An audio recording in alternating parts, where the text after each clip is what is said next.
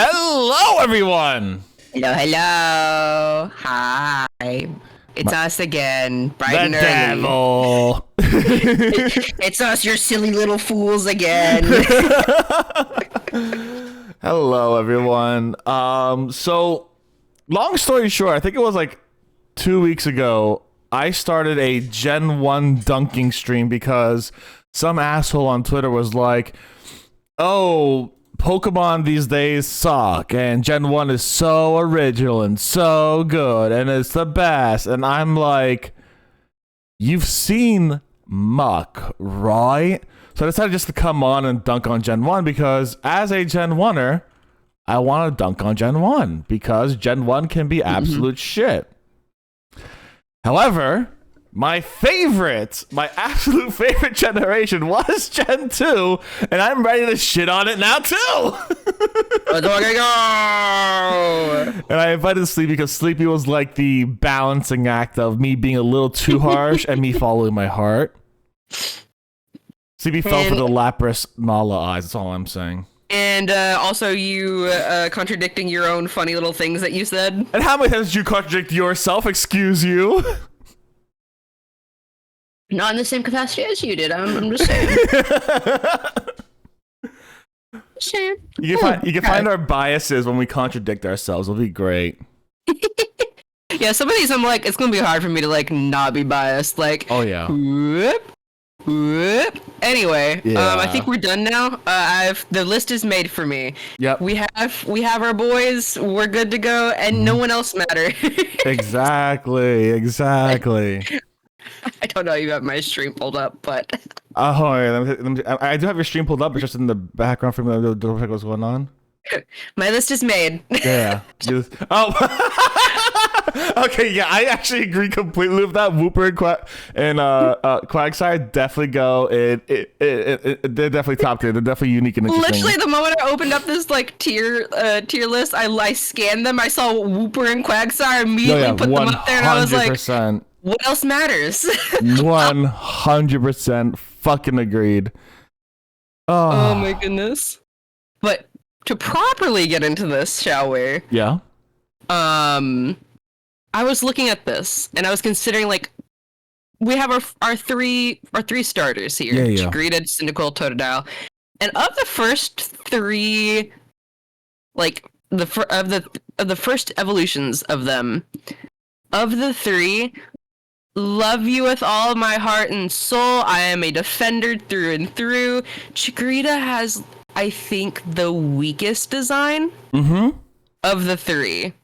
In my opinion, like, I don't. Here's the thing. I look at Chikorita. I know it's like some kind of dinosaur or whatever, but like Chikorita, I actually don't even really know. It's a weird puppy dog dinosaur thing. So I find it to be unique, but it is bland as shit. Yes, I think it is. I think she is the weakest of the three starters. 100%. And does not stand out as much compared to like Cyndaquil or Totodile. Like if you take marketable plushies and you, in front of a child and you show them Chikorita and then you show them this little fire hedgehog friend, whatever, and then you show them this funny little like big-eyed, no thoughts, head empty little crocodile. They're gonna go for like Cyndaquil or like Totodile. Exactly. Because they have more like, there's just more of a fun factor to their designs. They got personality. Especially when you come to like Totodile. God, the derpy fucking Totodile plush that's just like I agree with where that. he's just wonky as hell. Let me go look up the Totodile plushes. I have not seen it. Hold on. There's one in particular, if I can find it, I'll send it to you. Hold on. Totodile that's like plush. a meme. Wonky Totodile plush. If I can find it. Where is he? They all look so fucking cute, though. They all look so cute. Open image in new tab. Save image. Pictures.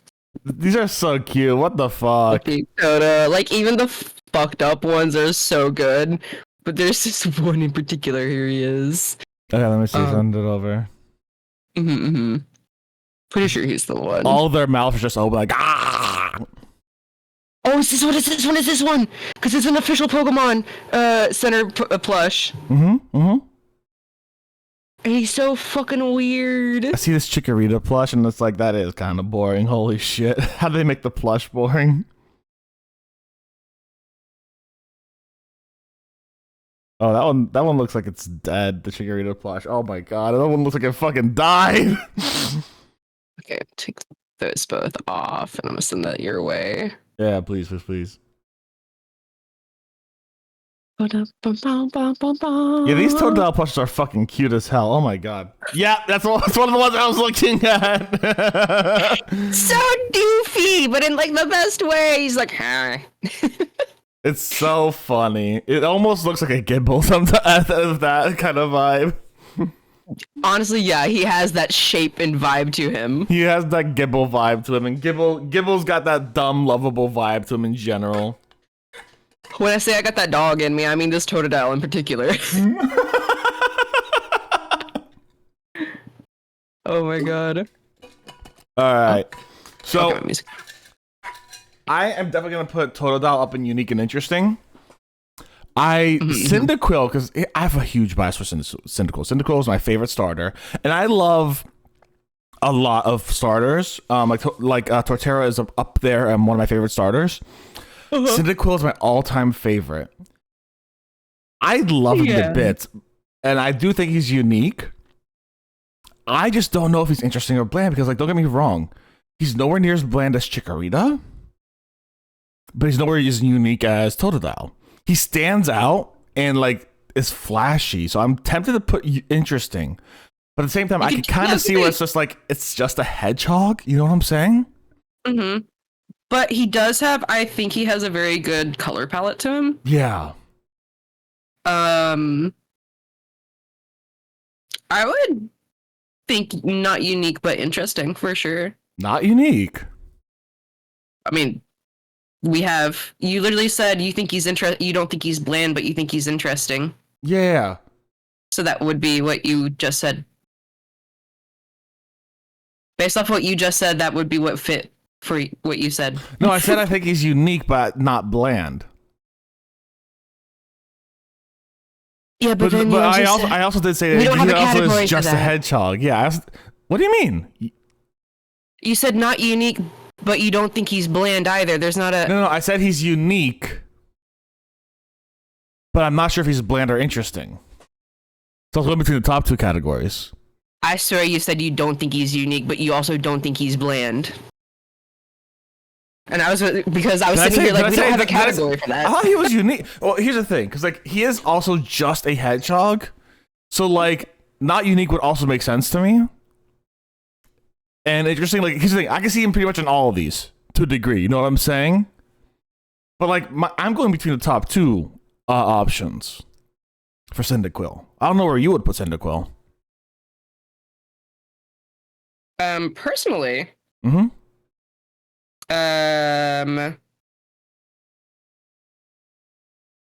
because of this weird ranking convention. Yeah.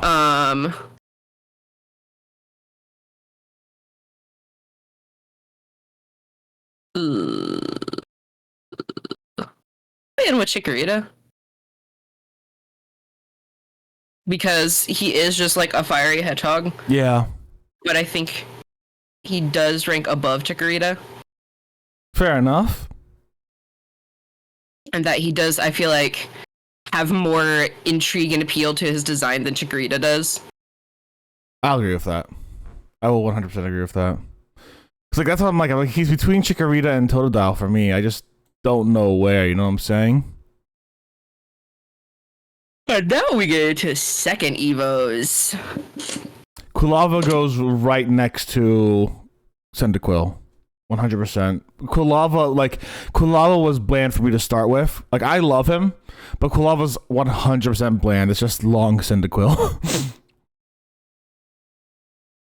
He's cute. I love him, but it's so much more bland Quilava for me. Like, I don't know. Like, I don't think they could have done anything else. You know what I'm saying? But Kulava is just long. And I mean, but like, who doesn't love a long boy, you know? Oh, I'm not saying I don't love him. But I am saying he's going right next to Cyndaquil.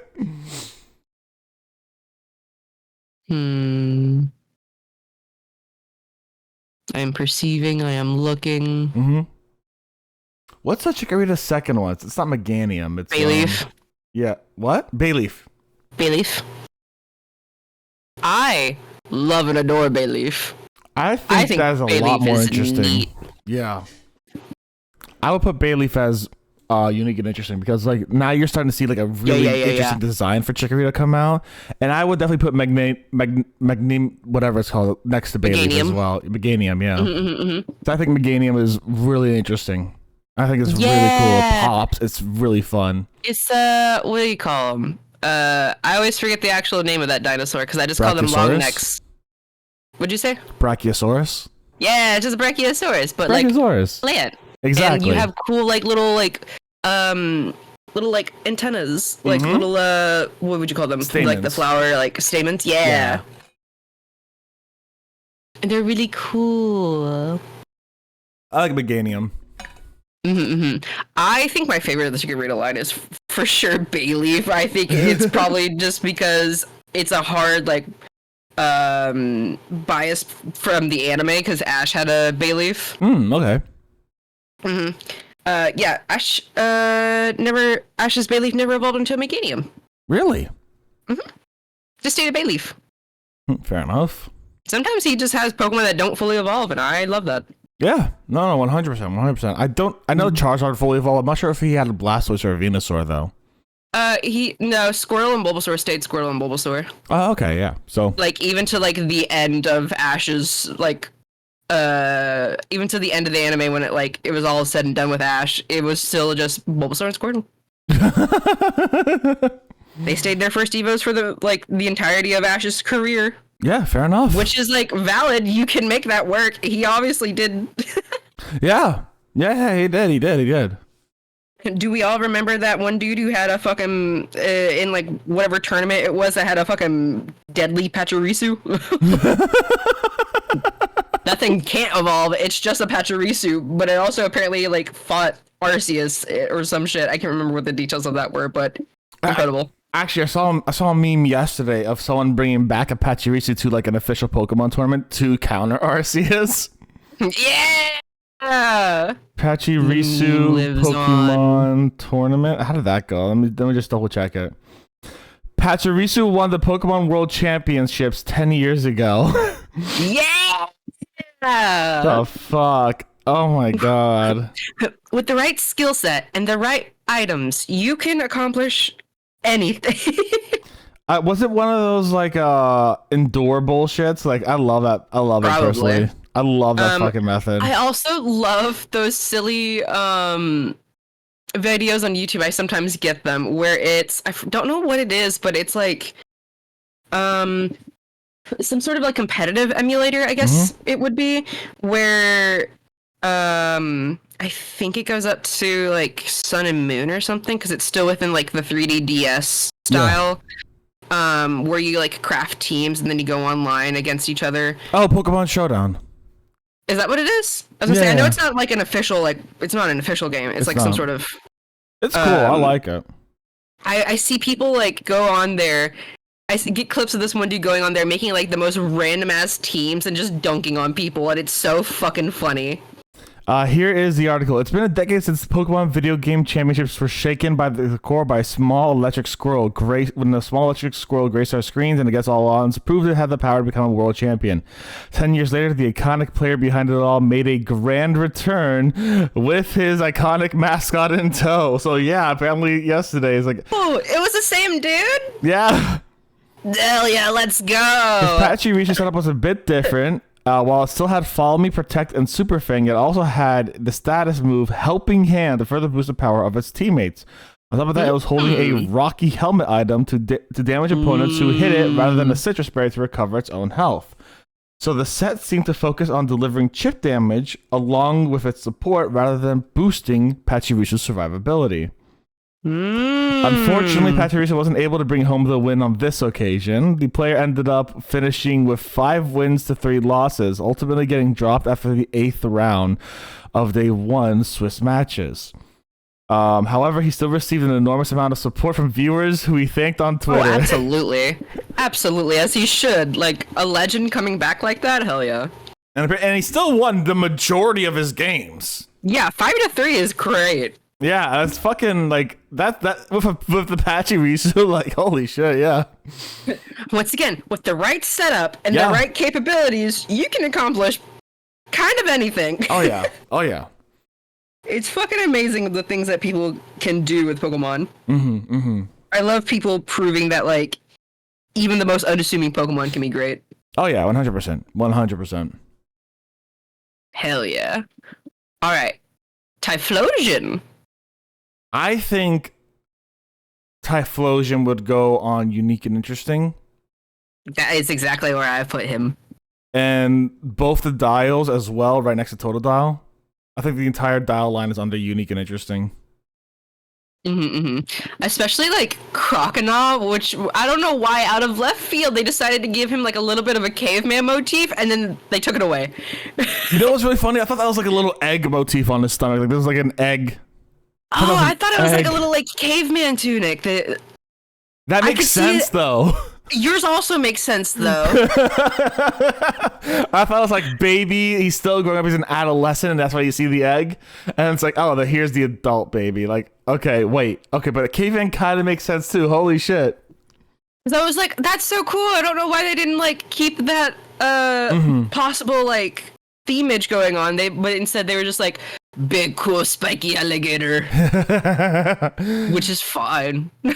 I mean, that's what they look like in Florida. Trust me on that one. Oh, God. All right. Sentret and Furret. Unique and interesting for both of them for me. Oh, shit. Wait. Hello. Just followed you on Twitter. Mean a lot if you... Oh, okay. This is a follow for follow kind of thing, and that's not cool. Y'all, follow for follows is technically unallowed. So while we did just hit the follower goal, I'm guessing this is a bot, so oh well.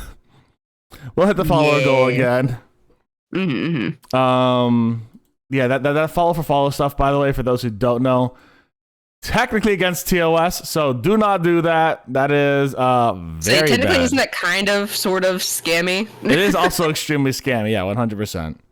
So my guess is that's a bot because I have not seen a follow for follow person like be serious in like 3 fucking years. They could get you for that shit. Oh yeah. But yeah, Sentret and Furret, unique and interesting for me. Just straight up love the two. Love them. Same here. But also, it is to be said that like Furret is just kind of a ferret, but also it's Furret. It is great. It is Furret. It is Furret. Who and Noctowl, I think are really cool. Especially considering if within like the lore of like in-world Pokemon, like in the anime, they have a whole episode dedicated in Johto to this forest where this old lady, I forget she was an old lady, rents out Hoots to like guide people through the forest because otherwise people just get lost through the fucking forest. Okay. And I think it's really cool. And Hoot's eyes can glow in the dark. I think it's interesting that their legs can like I can't remember if it's just like I think they pull the one leg up kind of flamingo style and they just balance on one foot sometimes. Because they do have 2 feet if I remember correctly. Yes. I think it's very cool, and also I like owls, so. I mean, I like owls too. I get exactly where you're coming from, dude. And I think like the mask kind of look on Hoot's very neat. The little like the little black design around like the eyes, I feel like is very striking and very like it pops. Yeah, agreed.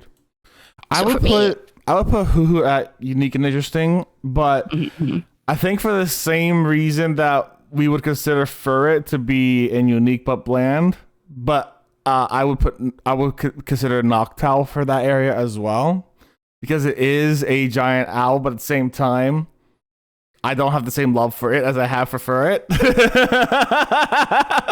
So here's my clear and obvious bias. I'll be straight up about. I find Furret. Actually, the more I look at Furret, the more I do kind of want to put him in unique but bland, even though I love him so much. That's why I was like, to be fair, with what we've done in the past, technically your Furret should be in unique but bland. You know what? Hold on. I'm gonna do something. I am going to add a row above. I'm just going to add a. Good. I really love Furret row. I'm just gonna put Furret in his own row. I could do that. This is my stream. I can put Furret in this Furret. one. I'm putting Furret. He gets a specific row. But then he's above Wooper and Quagsire, and I don't know if that's right.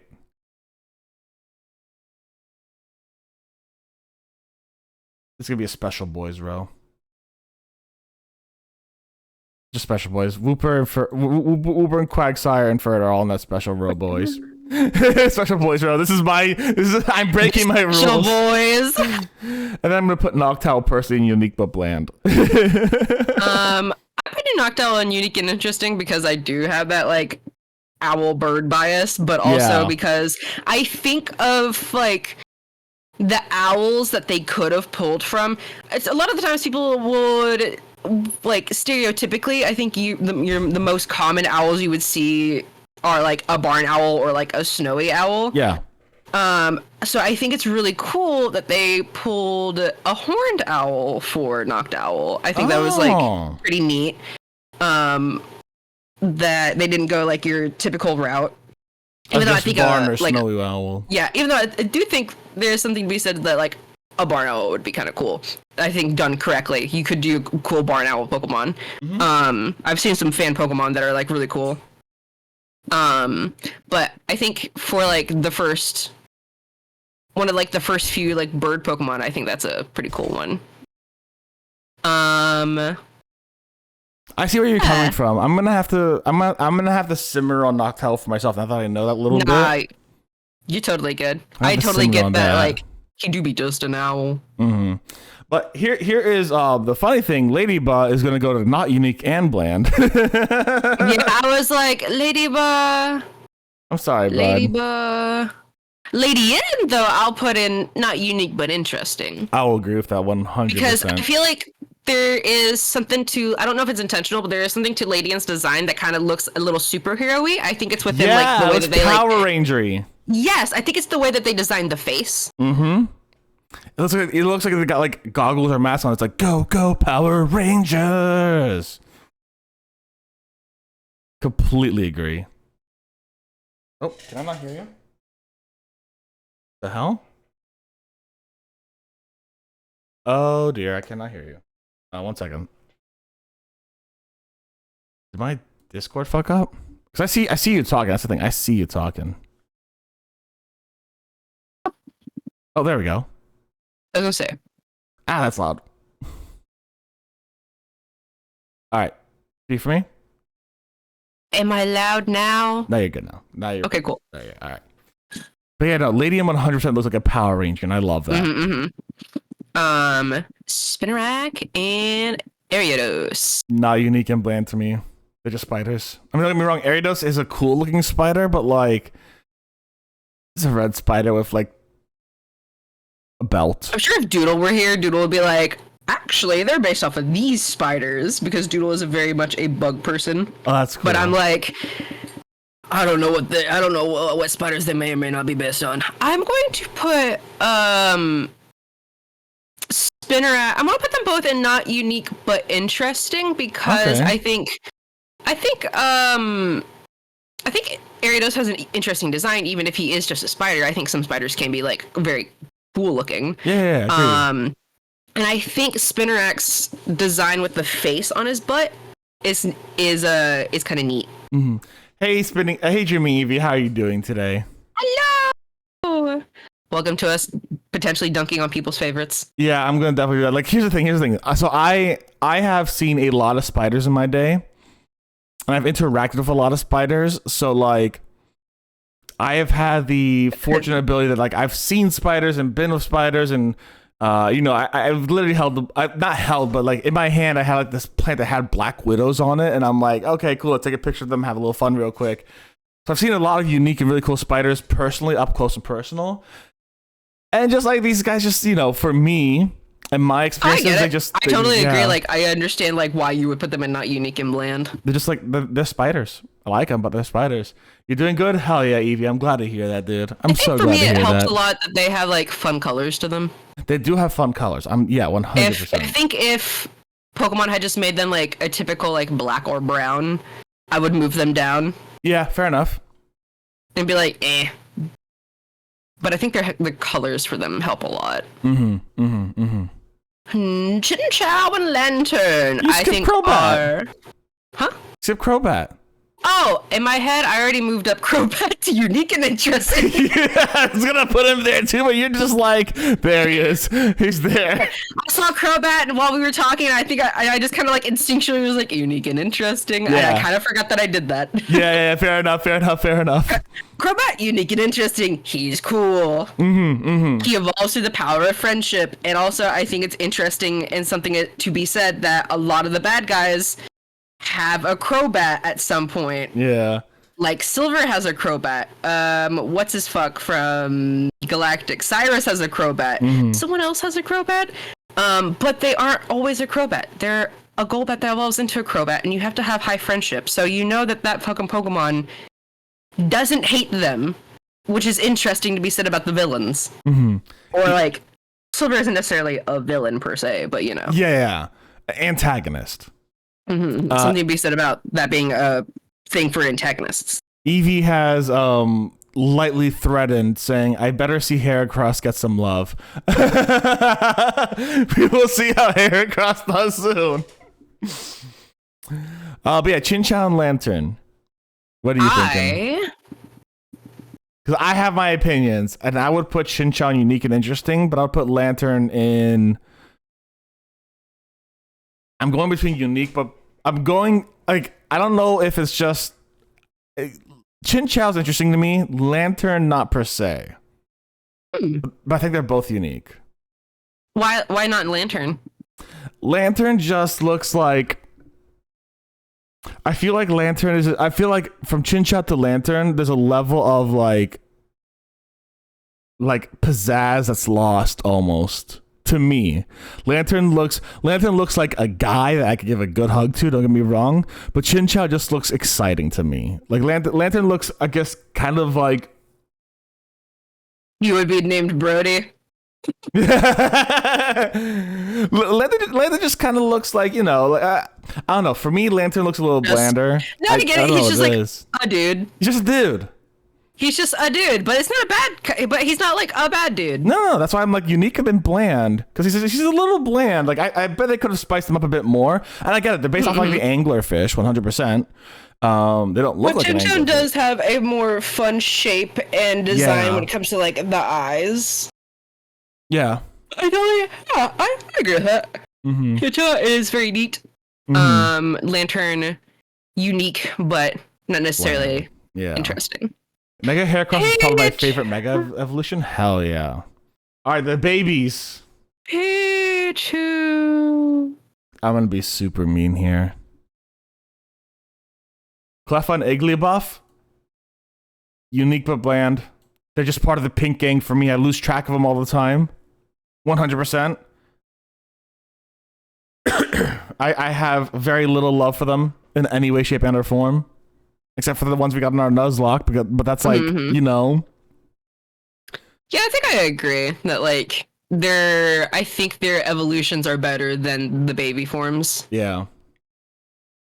I know I put all the evolutions in unique and bland because they are unique. They don't look like any like real life thing, but they're just part of this pink group of like Clefairy, Jigglypuff, Wigglytuff, Clefable, Licking Tongue, and another one that I forgot about. You know what I'm saying? And they don't separate each other enough for me. What? Chansey, yeah, Chansey. Yeah. How do you not remember Chansey when it's literally the Pokemon Center Pokemon? They all just kind of like blend together. It's all fucking pink. And they're all the same shape and pink. Like, don't get me wrong. Well, listen, if you have 5 pink like beach balls and and each of them has a different mark on them, and you're just seeing them for the first time as a kid, it's like, I don't know what the difference is, so I'm just gonna play with any of the beach balls. Like, yes, they're all the same thing, you know? I would argue that they're not all the same shade, but I get where you're coming from. Yeah, they're not all the same shade, but let's be realistic. Like, pink is pink. You said that they were the same shade, and technically you are not correct. Same shape. Sure. S-H-A-P-E. They're not the same shape. They're all the same shape. They're all some circular they're oval not. thing. No, they're not. Clefairy is not a circular oval thing. They're all circles. Sure. Chansey, sure. Licky Tongue, no. I would say Clefairy and Licky Tongue are not the same circular oval thing. Chansey and Jigglypuff, I can understand where you're coming from with that. They are kind of just the same circular oval things. Yeah. But Pichu and Togepi. Mm-hmm. I noticed you didn't say anything about them. You skipped over them. Togepi, I would put under unique and interesting because I think it's a really cool way to introduce egg Pokemon. And I really like the idea that, like, hey, it's literally just an egg that kind of like, it literally is just a hard-boiled egg. Like, I could look at that and be like, I could dunk a soft-boiled egg. I could dunk my bread into that and get a little bit of food. Like, I could look at that, like, but I also think it's, like, really unique in how they actually implement it into the game. Pichu, I would put under unique and bland.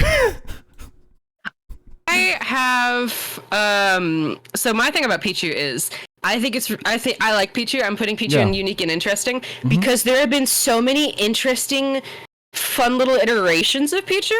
You have like spiky ear Pichu. You have was there one with a funny tail? There was like the Pichu Bros. There was Ukulele Pichu.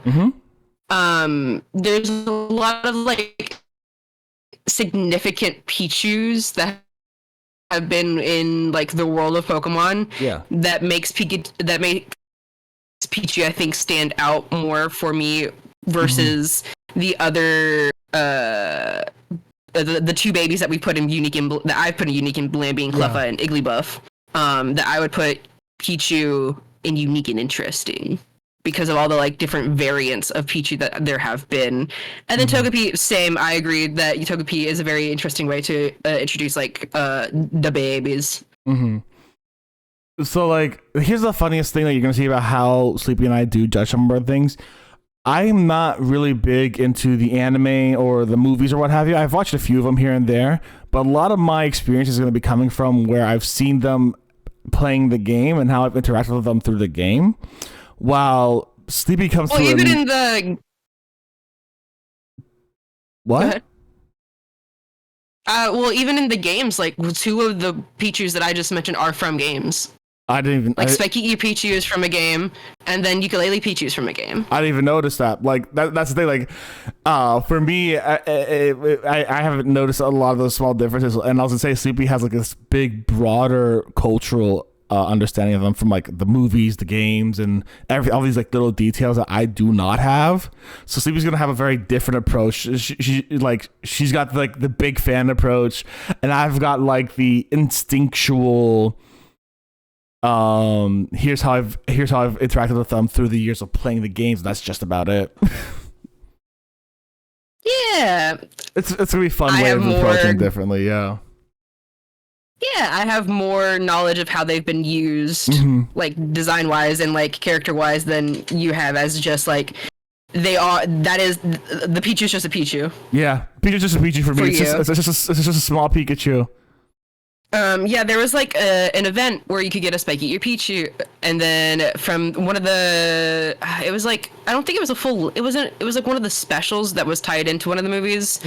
For Johto, it was like when Pikachu and friends were like in the city. It was like one of those specials where Pikachu was just running around with the other Pokemon, or I think it was just Pikachu on his own, separate from like Ash and Brock and Misty. Yeah. And he met these Pichu Bros that were like mischievous and getting up to no good, and like giving Pikachu like the absolute fucking like fucking headache of his life. And then they were very cute. It was very good special. And then you have Ukulele Pichu, who is from Pokemon Rangers Guardian Signs. Okay. The third installment to the Rangers series. I've not played that one, sadly. Phenomenal. That guy is such a little lad. I love Ukulele Pichu. He has a little ukulele and he plays a little ditty and he's cute and he's great. Aww. He's like kind of like the mascot for the game. He's great. So, Togetic. I think Togetic's cool looking. I like Togetic a lot less than I like Togepi. I don't know why. I'm not a big fan of Togetic. I love Togekiss. I do not like Togetic at all. Like, it's just like... It's, for me, there's like a gut instinct of like, ugh. I don't know why. I don't like it. Not the gut instinct. Ugh. I don't like it. It's not shit tier for me. But it's definitely not like... It's not bland. It's very interesting. And it's very unique. I just don't like it. It's unique and interesting. I just don't like it. I'm going to put it like this. I don't like Togetic, but he is objectively unique and interesting. He's a cool little egg fairy. Even though fairies didn't fucking exist in this gen. Did they end up making Togepi a fairy type? I don't remember. I'm pretty sure that line is. Let me double check. I'm pretty sure that became fairy, or at least part fairy. Togepi. Type. Yeah, it became pure fairy. Okay. But yeah, no, I just hate Togetic. I don't like it at all. It is definitely unique and interesting, but I just don't like it. I just want to get... I would never evolve my Togepi. I would not. I don't like Togetic at all. And now we get on to Natu and Xatu. Oh my god, I love these guys. I would put them both in unique and interesting. Completely agreed. We have a really cool color palette. We got a really cool design. We have a really cool like ancient vibe to them that really mixes well with things like the unknowns and stuff. So like it's great. And I think it's cool that they pulled you have like Xatu, who is like design wise pulled from like totem pole designs. Yeah, exactly. Which I think is very cool and like a really neat like cultural like thing to pull from. And then we have the Mareep line. As the first sheep Pokemon, and the fact that he's got like they have like static wool and shit, and they have like the little like light up orb on their tails.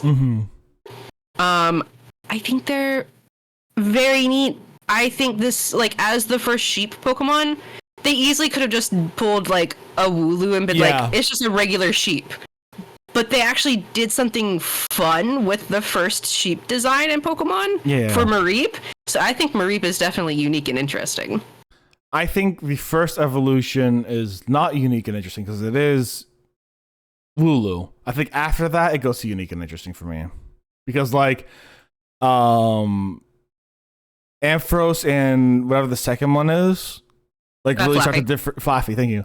Really start to differentiate from just sheep, from just Wooloo. Because like Wooloo, even though I love Wooloo so much, Wooloo and Dublu are literally just sheep. They're just fucking sheep. I would put them in even not like unique and bland. Sheep or anything. I love them both dearly. I think they have really good shinies. Yeah. But they're both not unique and bland. They're just fucking sheep. Exactly. So like for me, Mareep is definitely not unique, but it's interesting because you're right. It's got that electric orb on the bottom. It has static wool. It's really cool like that. It's just, but Flaffy and Ampharos, they get to a unique. And Mega Ampharos, I'll put that there too. Honestly, yeah, it's Rockstar Ampharos. I think it's so strange that Mega Ampharos becomes part dragon typing. Oh, really? Yeah. I think it's so fucking bizarre. That is weird, yeah. Because nothing about that design screams dragon. No, not at all. I think that is such a weird fucking pull. Mega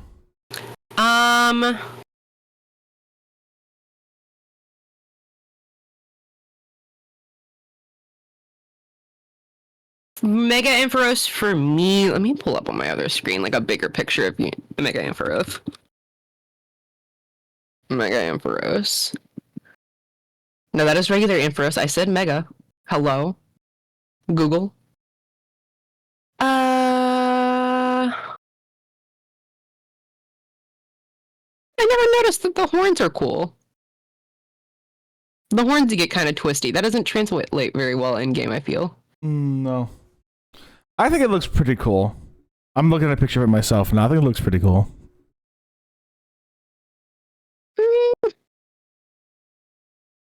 It does look like it's like Favio, though. From like the L'Oreal commercials. I'm struggling trying to figure out from the romance novels. Yeah. I'm struggling between unique but bland, or not unique but interesting. Fair enough. I think because like the more I'm looking at it, I'm like kind of like I'm not really a fan of Mega Ampharos design wise.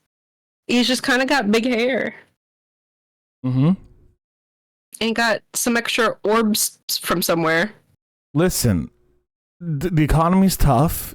You grow your hair for your L'Oreal commercials, and you know you have to be on the covers of those romance books.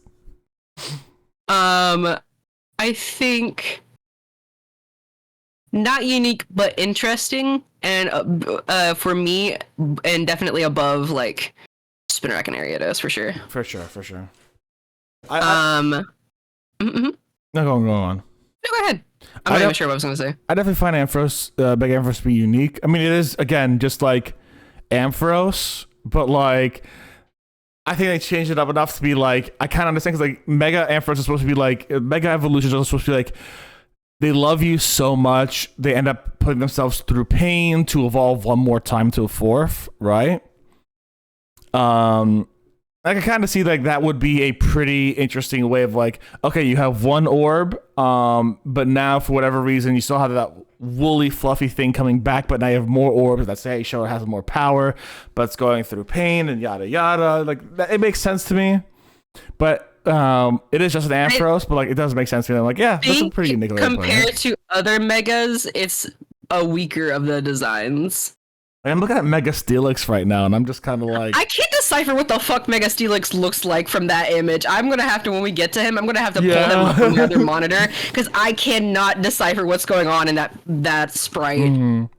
All right, Blossom. Blossom. I know where I'm going to put Blossom, but you tell me where. I was going to say, you have a bias. I do. For sure. I do. Oh, whoa. I got ahead of myself and looked up Mega Steelix. Oh, I'm gonna take a look. All right, you go. I'm gonna do it too, but yeah. Tell me where you will put Blossom. Honestly,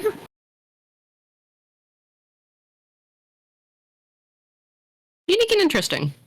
Yep, that's where I will put her. I think Blossom's a very fun and cute design. Not only that, the fact that it evolves from the Oddish line is just kind of really cool. Like you go ahead. You can go from like Oddish to Gloom to Vileplume, or you can just go to fucking Oddish. It's just like, this is such a fucking piece of whiplash. Like, holy shit. Like, the fact that it's from a Gloom to a Blossom is very funny. It is. It's a glow up. It's like the glow up. It's like, be careful who you call ugly in middle school. It's so funny. Even though, like, I like Vileplume better. Yeah. For my own personal taste and biases, but I do still think that Blossom is very fun and very cute. Yeah, I love Blossom quite a bit. Peekaboo. I was literally saying, now we're at Peekaboo. What do I think about Peekaboo? I think you're cute. For those who are a little on the younger side, back when Gen 2 was coming out, there were a few people who got like the Meryl Pokemon card from Japan, and it was in Japanese, and no one could understand what it meant, and everyone's like, oh my god, this is a blue Pikachu, so it's Peekaboo. And for a while, that rumor spread really heavily in the States. So everyone's like, "Oh my god, it's Peekaboo!" And of course, you know, Joey's like fucking uncle works for Nintendo in Japan, so he's like, "Yeah, I can confirm it's Peekaboo, 100%, guys, trust me." So yeah, that's how we were introduced to Meryl as Peekaboo.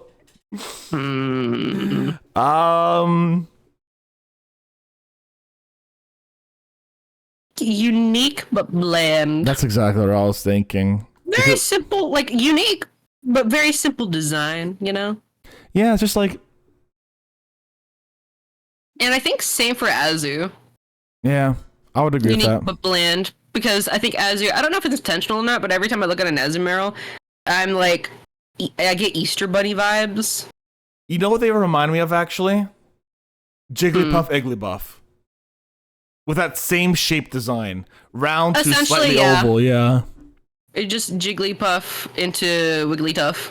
Wigglytuff, thank you. And then just Because like it's blue. Got slightly taller and big ears. Yeah. Mm-hmm. I'm towards the end of my music, that's fine.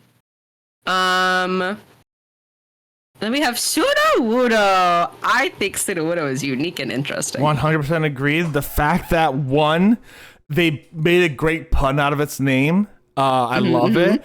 Two, they bring in the concept of mimicry for like actual like animals and stuff. I absolutely love that. Like the stick bug is a great example of like it looks like a stick, but it's actually a bug. This looks like a tree, but it's actually a rock. I love that, and the fact that you have a very like bonsai vibe for it. I fucking love it. So good. Hard agree. I think he's very silly, goofy, fun. Politoed. I think in comparison, for if you take like a Politoed versus a Poliwhirl or like a Poliwrath, even though I love Poliwhirl, okay, let's say, well, no, let me compare them as a final Evo. Yeah, Politoed versus Poliwrath. I think Politoed is unique and interesting. I think he's so fun and cute. I think, what is it, King's Rock or something that you have to give a Politoed? Yeah, because the King's Rock was for Slowking as well, and they have like King's Rock for like a few of them. Which is like wild and interesting to give to a Pokemon. So like Politoed versus like Poliwrath as a final Evo, I think is more fun and neat, as opposed to like Poliwrath just becomes bigger and angrier. I'll agree with that. It's just that that like theme of some of them that just get bigger but slightly vaguely different. It also just it's a bit of whiplash for me though, like that evolution. Same way Blossom's like whiplash. Politoed's like a big bunch of whiplash when it comes to that evolution line. Like you have blue, you have blue and cute, blue and ready to fight and a little derpy, and then green and cute. It's just like this really wild, like secular thing. You know what I'm saying? Makes me think of those little like green tree frogs. Yeah. I need to put on. I could probably just restart this music. The Hoppip line. Oh, music. I don't have any music in the background. Fuck. All right. Hold on. Give me 1 second. Yeah. Let me get some lo-fi girl, baby. Excuse me. Bless you. Thank you. Oh, wow. Okay. So, Hoppip, the Hoppip line. I forgot what the second one's called. Skiploom. Skiploom. Hoppip, Skiploom, Jumpluff.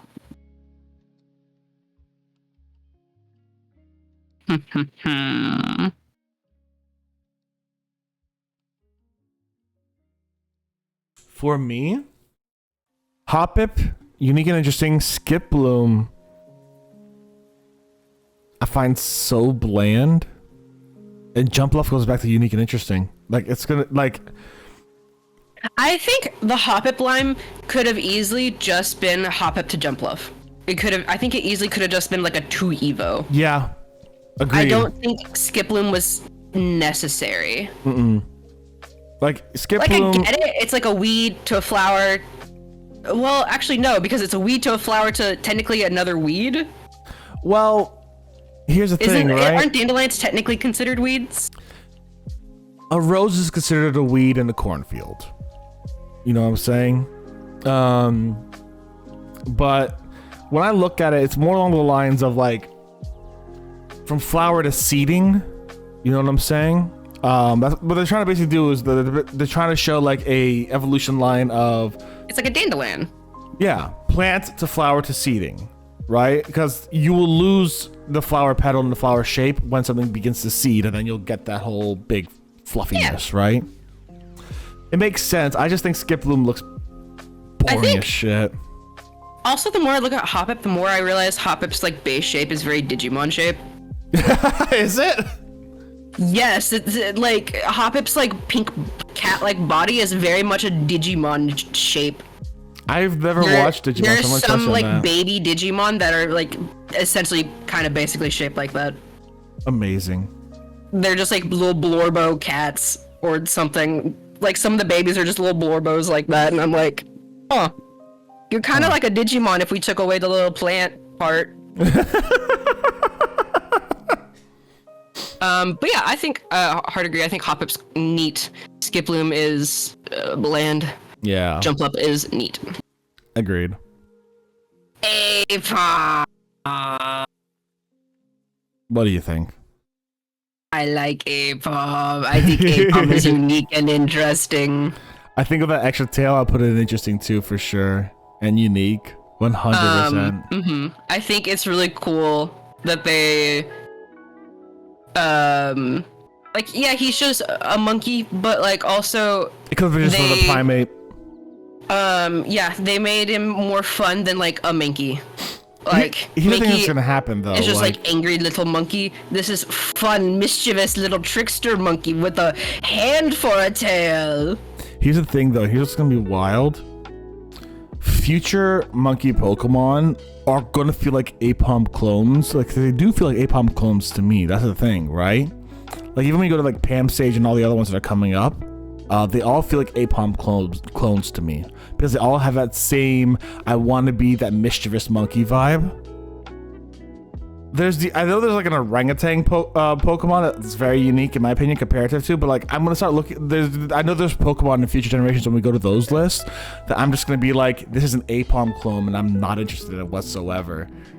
But Apom itself, especially in Gen 2, I think is a lot of fun, really silly, and I love the fact that it's like prehensile tail being pulled up to like a fucking like 10 here to show how it's used. I love that. It's so cool. Yeah, it really showcases like how versatile monkeys are and how useful their tails are to them. Sun currents and flora. I have harsh opinions about these two. For me, they're both not unique and bland. It's a sunflower seed and a sunflower. I was gonna say the same thing, really. It's just a sprouting little seed and then a sunflower. I love them. I think they're very cute. But they are what they are. I don't like them, actually. I have like no Sunkern. love for them. No, I swear to God, in one of our streams, you said you like Sunkern. Okay, let me put it like this, right? I have an attachment to a couple Sunkerns specifically. Like a specific couple of Sunkerns, and they're cute, sure. I would never have one on my team. They just... I mean, I would never either, but I still like them. I think they're cute. There's a love-hate relationship between them for me. Like, there's so many Pokemon that I would never use on my on a team, but I think are like cute or fun or something. I would 100% use anything that I put in unique and interesting. Anything, like, as long as I like the Pokemon, I would 100% use it. Sunkern is just one of those where it's like the kernel is cuter than the sunflower, right? Sunflora, I could take it or leave it. I don't like it much. Sunkern is cute because like I love the little idea of the little hopping guy, but at the same time, something about like the face just kind of like, Me sometime, you know what I'm saying?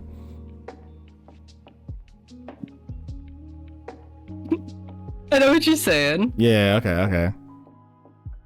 Yanma.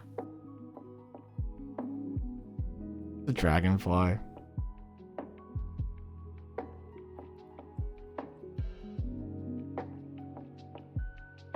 It's a dragonfly.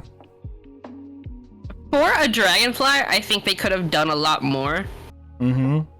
Like, what's the other one? What's the green one? Isn't it just called Yanmega? Oh, are they from the same line? Yeah. It's the Evo for Yanma.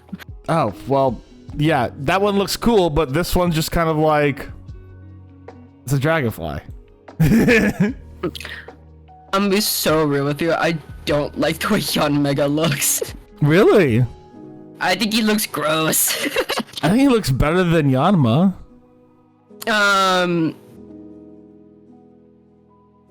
Yeah, I think I like Yanma better because he's friend shaped. Fair enough. And then Yanmega becomes like, ugh. You kind of like, you get into that territory of like where my brain is like, ooh, a bug. Fair enough. Let me go back. But I think they could have done a lot more fun things for a dragonfly Pokemon. Like, I think they could have made him a lot more like fun and whimsical or something. Yeah. Espeon and Umbreon, unique and interesting. I don't know if I want to put him under my special boys category though. I also have the special boys category now for the special ones that I absolutely adore. Which I'm going to put them up on the special boys. They are 100% unique and interesting, but I have a special love for them, and I'll tell you guys why. So cool. I'll tell you guys why. 100% Pokemon Coliseum. You start off with an Espeon and an Umbreon. And just like they kick ass. And also, I'm going to say it like this. This is the one Pokemon I would honestly really want the shiny hunt is shiny Umbreon. Because that thing looks fucking cool in blue. Like shiny Espeon, not really a fan of. But shiny Umbreon, holy shit, that's really cool.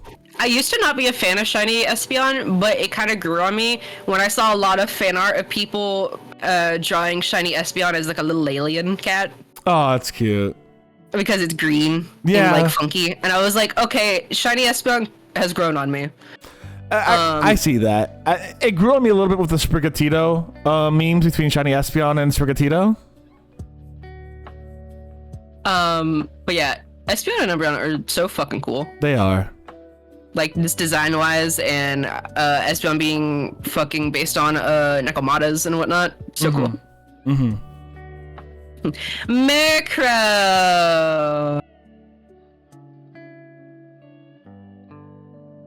I love you, my boy, but you're not very unique. You're a crow with a hat. That's true, yeah. I put him in not unique but interesting. I agree with that. Because crows are very interesting. They're so fucking smart. I love crows. They're so fucking cool. Crows and ravens are fucking cool as hell. We love our corvids here. Hell yeah. But he is just a crow with a hat. Yeah. I love him dearly. Think he's the bee's knees, but you're not very unique, buddy. You're very interesting, not very unique. Yeah. Slowking. I think Slowking is very unique and interesting. Yeah, I'd agree. He gains fucking sentience. He's able to communicate on a human level. Yes, yeah, I was literally about to clarify. He gains a level of sentience of a human. To be fair, so did Meowth. Yeah, true. And to be fair, a lot of Pokemon are heavily implied to have that level, just be unable to speak. He basically got vocal cords, is what he got. Well, no, because they can all make noise. They have vocal cords. He got human vocal cords. And the range to use them. But he is also Yeah, I like think- extremely intelligent. If his Pokedex is like, if I remember his Pokedex, he's like super fucking smart now. He's extremely fucking intelligent. The fact that I think is still the thing on his head is still alive, I think, and is still considered its own entity. Really? I think if you hold on, let me see. I think I'm going to the Slowking if you look at the Pokedex. back of a Slowking, he's still got it. That shell still has eyes. Oh, it does. But I see the Galarian one or whatever. It has like just active eyes on the front too. Like, yeah, it still has eyes as a Slowbro. It still has eyes as a Slowking. Yeah, it does. Very weird and interesting. And also, Slowking, I have a bias because Slowking is a very prominent character in The Lugia movie. the Lugia movie. Yeah. But even without that, he's very cool. Very, like, the concept of him is very unique and interesting. When its head is bitten, Toxus enters Slowpoke's head and unlocks an extraordinary power. I'm just gonna go through his Pokedex real quick. It's like Hyper intelligence. Incredible intellect and intuition. Whatever situation, it remains calm and collected. When its head was bitten, yada yada. Every time it yawns, Shelder injects more poison into it. The poison makes it more intelligent. Slowking undertakes research every day in effort to solve the mysteries of the world. What? However, this Pokemon apparently forgets everything it has learned if the Shelder on its head comes off. Slowking's doing fucking research. Yeah, I think there's a episode in the newer anime where I think Ash and Go both go I think they both get like one of these shells stuck on them and they become like hyper intelligent. Let me see. Ash with Slowking. This Pokemon is so famed for its intelligence, it's a proverb still persists in some regions. When in doubt, ask Slowking. I'm gonna send you this picture because it's fucking funny. It's from Journeys. Journeys is so good. If anyone hasn't watched Journeys, you fucking should. Yeah, so this is like, so they're basically saying like, this guy is literally like a professional researcher, which is wild. So yeah, definitely interesting. Like I thought it was smart, but I did not know it was this fucking smart. Holy shit. Oh my god. What the hell, Ash? He gets the fucking Slowking shell stuck on his head and becomes like hyper intelligent. It's fucking hilarious. That's amazing. And then Go also, his friend, also gets it stuck on his head at some point. And it's just fucking, it's a goofy ass episode. That's amazing. It's great. Missagian, fuck, how do you say that name? Mischievous. Mischievous. It's a cool looking ghost. Think Mischievous is very fun. Very unique and interesting design. I like it. I like it. And if Miss Magius was here too, I would put her up there as well. Cool little witch ghost. Unknowns. Not unique and bland. Yeah. Has vegetable soup. I think lore-wise, they're super interesting. Oh, yeah. But, like, design-wise, it's an A, B, C, D, E, F, G, H, I, J, K, L, M, N, P, Q, R, S, T, U, V, W, X, Y, Z, exclamation point, question mark. They're just alphabet soup letters. This is alphabet soup? Like, lore-wise, they're so fucking cool. The Entei movie rules. But... Yeah. Nice. I get you. Literally, like we said, that's alphabet soup. It's baby. alphabet soup. Yeah, it's alphabet soup with Entei.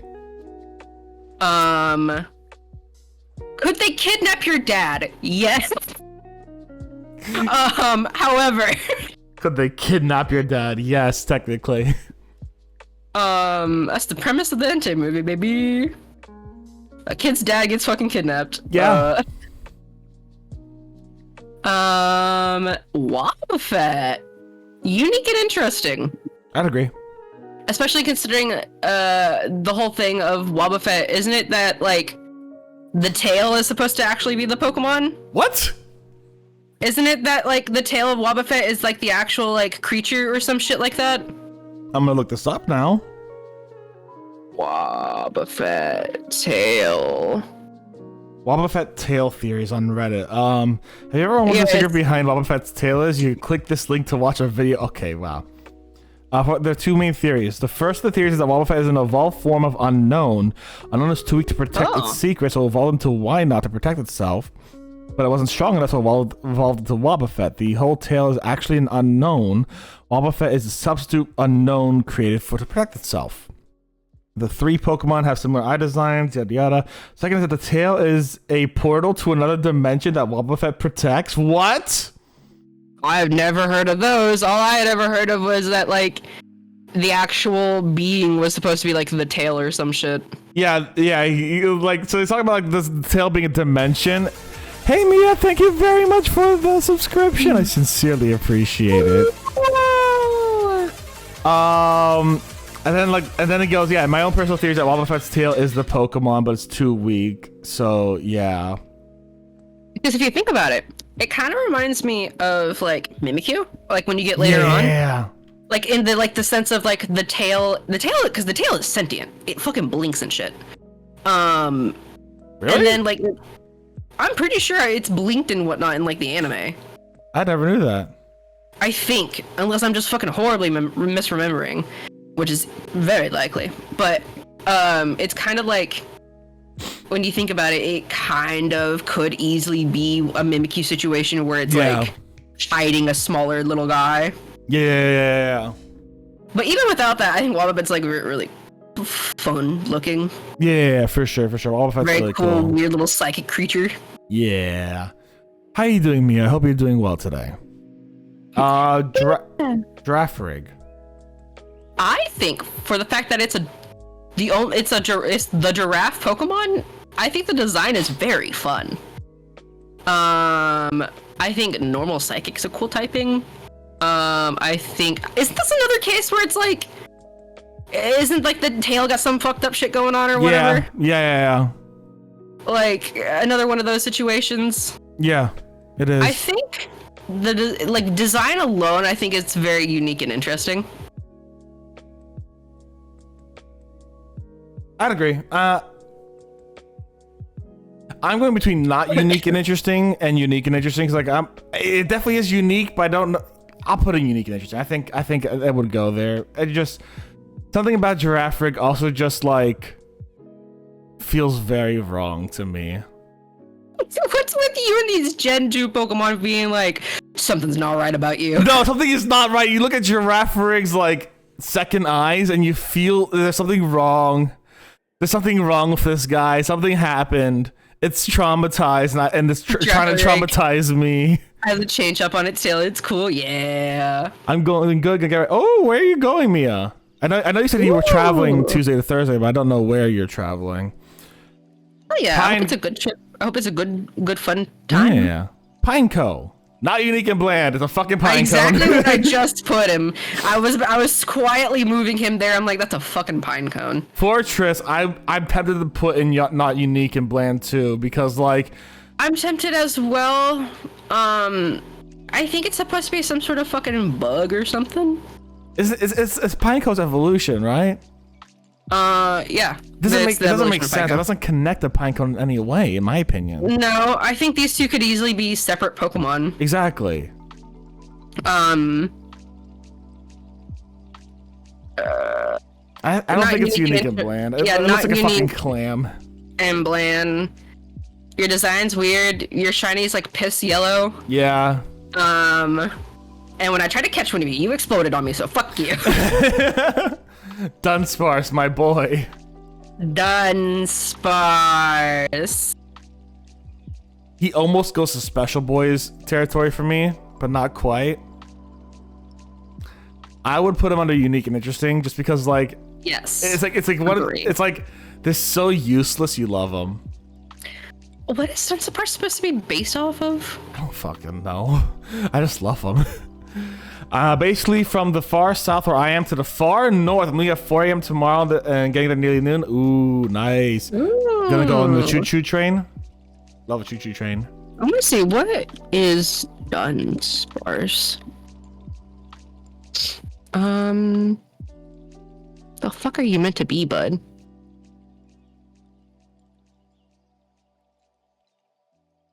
A mythical snake from Japanese folk. That's a The snake? Tsuchinoko.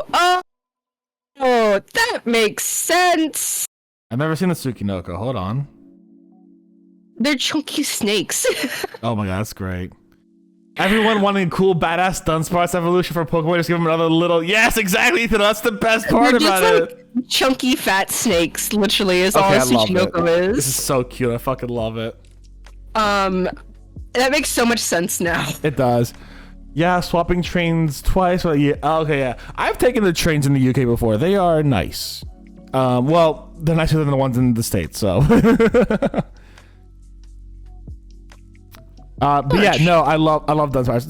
Listen, if Dunsparce's Mega Evolution better just be more segments, or Dunsparce's Mega Evolution better just be more segments. I want it to be super long. Did you not play Scarlet and Violet? I did. I know that like you could evolve it, it'll get another segment, but if you evolve it, it's like really special. They have like even another segment after that too. Yeah, you evolve it, and well, no, pretty sure it's just like when you evolve it, it has a chance of having like 3 segments or 4 segments. Yeah. And it's like 2 different variants you can get. It's the same Evo, but it's like you can get 2 potential variants. But what I want to say is, if they ever give it a Mega Evolution, it better just be more segments. Just make it like an Ouroboros. Yeah, where make it start eating its own segments. Fucking long and eating itself. It's now like a fucking Cleffa or Klefki just like eating itself. It's just a fucking weird chunky god snake. I love it, yes. If they give Dunsparce a Mega, it has to have like 10 segments. Exactly. It's just like a world serpent. Please. That'd be so cool. Also, hi, Ethan. Gligar. I like Gligar so much. I think Gligar is so cool. For me, Gligar is kind of bland because it does look a lot like Golbat and like what's the other bat one? Crobat. When I was a kid, I had a hard time telling the difference between them. Well, personally, if we're comparing Gligar versus Crobat, I would argue that Gligar is more interesting looking than Crobat is. That's true. Because Gligar kind of has like a scorpion motif sort of going on with like the tail and whatnot and like the pincers. He's got the big mouth and the fangs and whatnot. I love them both. Sure, they're both like the purple bat, but also I think they're both very fun and cool. You know what? You've convinced me to change my ruling. They're both going to not interesting, but not unique, but interesting. I demoted Crobat. I would. Basically, what happened was you made me realize this is another Jigglypuff situation for me. They're not. I think they're very interesting, but I do not think they are super unique. I would hard argue that Gligar is more unique than Crobat, and that's coming from someone who loves them both very dearly. No, I understand. Like, I understand where you're coming from with it, but like, I remember when I was a kid, I just got really confused between the two. I know that they look very different. Like nowadays, I look between them and they're super fucking different. But I don't have much of a love for either, though. I'm not gonna lie. Like, I think like objectively they're very interesting. For me, it's just. You're right. Gligar is more unique. I could put Gligar on unique and interesting, and Crobat down to not unique but interesting. I'm looking at Steelix, and I'm like, Steelix is pretty boring. I don't. Yeah, Okay, so an actual Pokemon, I don't like the Onix line. Really? They're just like. No, not really. I think they're kind of like, they're just rock snakes. In the anime, I like Onyx because you had that nostalgia attachment because of Brock. Yeah. But in an actual game, I don't really like them. I've never used them. I've never been drawn to them at all. Mm-hmm. I'm just kind of like, Steelix is kind of cool because you kind of have like a little bit more going on there, but also at the same time, not really. Yeah. For me, I still don't really like either of them that much. I'm trying to figure out where to put Steelix. I love the Onyx line. Like, I love Onyx specifically. But to me, they're both pretty unique and bland. They're both pretty not unique and bland. They are just rock snakes. They're pretty bland. Yeah. However, looking at Mega Steelix. That's interesting. Steelix has a lot going on that this sprite does not convey very well at all. It doesn't. He's got fucking crystals popping out of him. He's got floaty bits like swirling around him. Like weird little sci-fi rocks with blue shit on it. Yeah. Like he's very cool looking.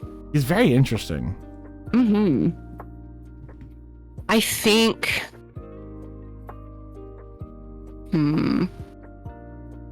Chat, feel free to judge them too on your opinion. Share your opinion. So my rulings is special boys, unique and interesting, unique but bland, not unique but interesting, not unique and bland, and shit tier. My bottom tier is just boo. Yeah.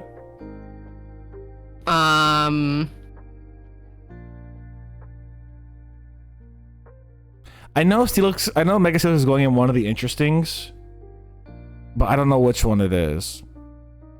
I don't know if it's unique enough because it is just a steel snake. I think I'm going to put it in not unique but interesting. That's where I was aiming to. I like him better than Mega Ampharos. There's more appeal to the design there for me. Yeah, that's fair. Even though I like Ampharos better as a Pokemon. Just be nice, everyone. I'm putting, instead of shit here, I'm putting just Pokemon I really don't like. So no one gets mad at me for calling it shit tier. So who's next? Snubble and Gramble? Yeah. What's your opinion? I like them a lot because I like Bulldogs. I think Bulldogs are fun. I love Bulldogs. And every time I look at Snubble, I'm reminded that one episode of the anime where there was like this fucking, what the fuck was their Snubble's name? Like Snuffkins or some shit like that. Mm-hmm. It's this very rich, distinguished old lady who had a pet Snubble that went missing, and Ash and them had to go find her. It was very funny. Very funny, dramatic episode.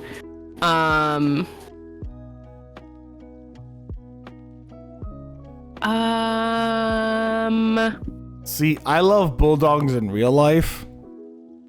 This is gonna be something that no one's gonna like me saying. Snubble and Gramble are just Pokemon I really don't like. They are the only two in Gen 2 that I really do not like. Why? I don't know. Like, I love Bulldogs in real life. I had a boxer growing up. I love boxers. I love Bulldogs. I love them all. They are so fantastic. I do not like Snubble or Gramble. There is like an immediate aversion I have to them that I just hate them. Like, I do not like the designs. I don't think they're cute. I don't think they're pretty. I don't think they're cool.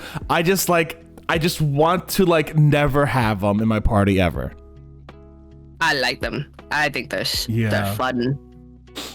I like their colors, and I think they're cute. I'm like, you're just a bulldog. But I am putting them in. Go on. Yeah. I'm putting them in not unique but interesting.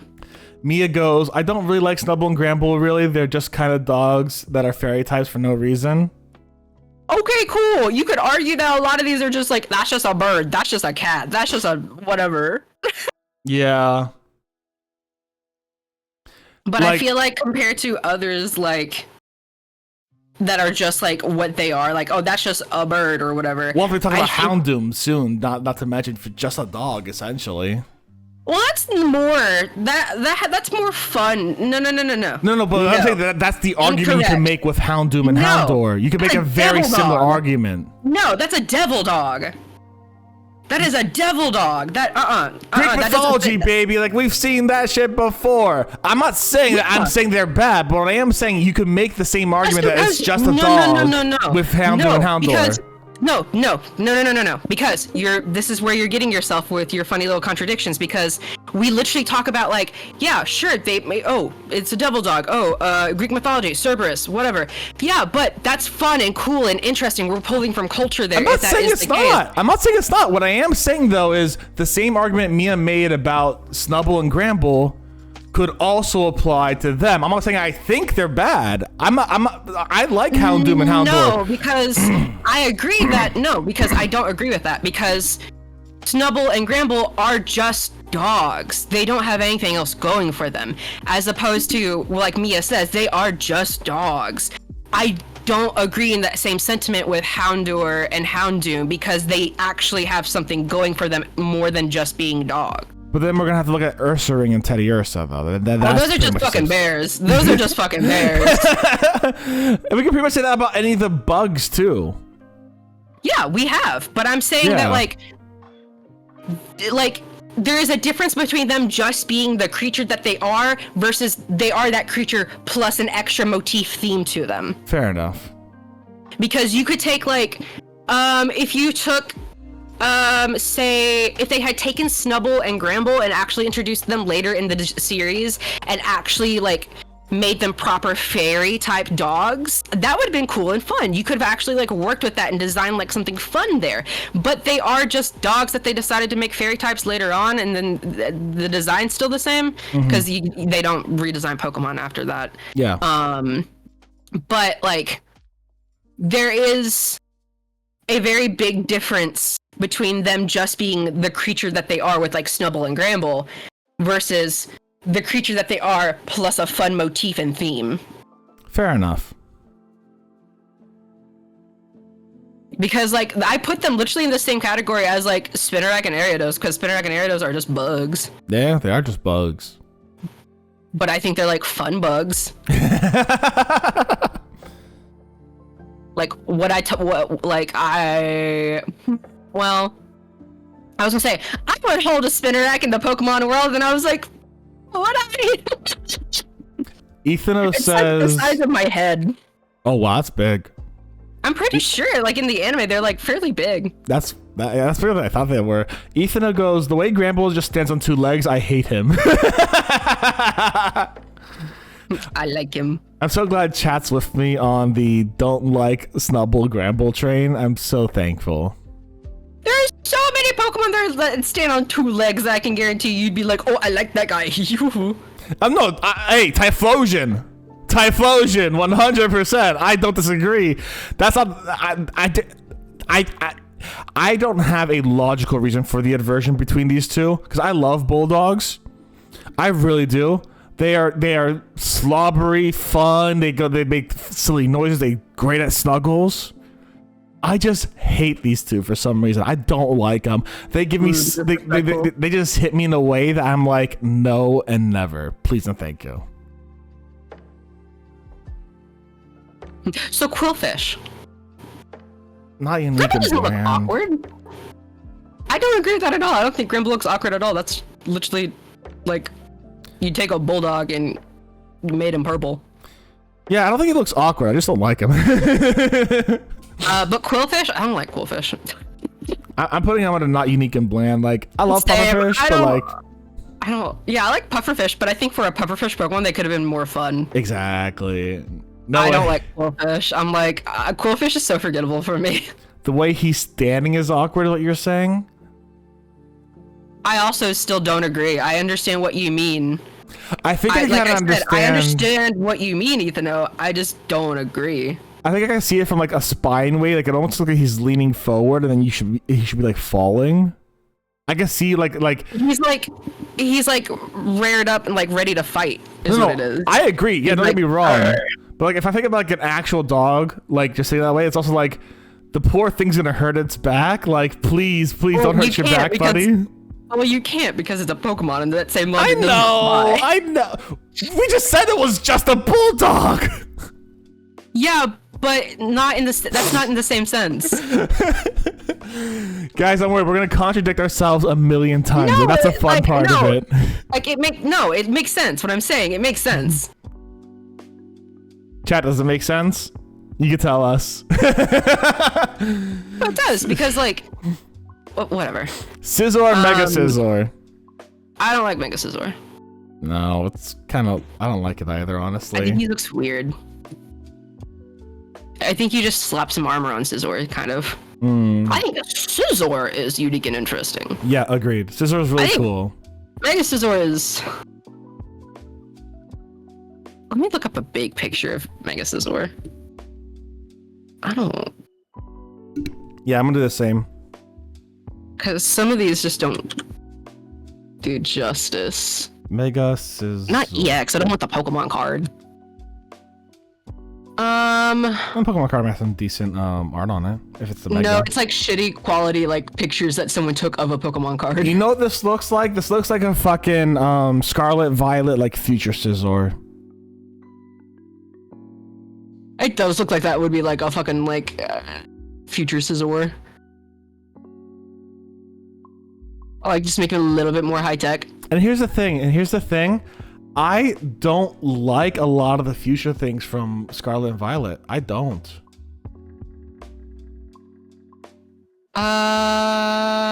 They're hit or miss for me too. The past ones I'm really cool with, because like, like I love how you can like see like a theoretical evolutionary line, even though it makes no sense that dinosaurs go to dogs with like Suicune Raikou. But when I look at like the future ones, I'm like, they're just robots. That's super boring. Like if we're having a future Pokemon, you know, Corsola is a great example of talking about excuse me, I have like a thing in my throat. Corsola is a great example of like showing a new variant of Pokemon due to like how the world is changing. Corsola dead. Yeah, it's a bruh moment, but it makes sense and it's really cool, I think, in my opinion. But the fact that they didn't take that approach to the future Pokemon kind of pisses me off. It's just like they're all robots now. It's like what? It's just like literally everything a robot in the future. It's so lazy to me. I hate it. You know what? I'm putting Scizor in just Pokemon I don't like. Mega Scizor just goes there now. I've convinced myself he's with Gramble and Stubble for me. I think the only one of the future Pokemon, nearly two of the future Pokemon that I like proper like. Yeah. Are I don't fucking remember what their names are. Future Volcarona, because I think I still think it's a very bland design, but I think like the way that they did the wings, where they're separate floaty little bits. Yeah. It's kind of cool and fun. And then I like Future Glade. Iron Valley, that's what Ethan was saying. I think Iron Valiant's fun. I don't like the weird little pigtail thingies on the back of Iron Valiant's head. I think you could easily take those off and it'd be like so cool and fun. I think they look weird and awkward back there. But I think otherwise, like if I squint and ignore those, Iron Valiant is cool.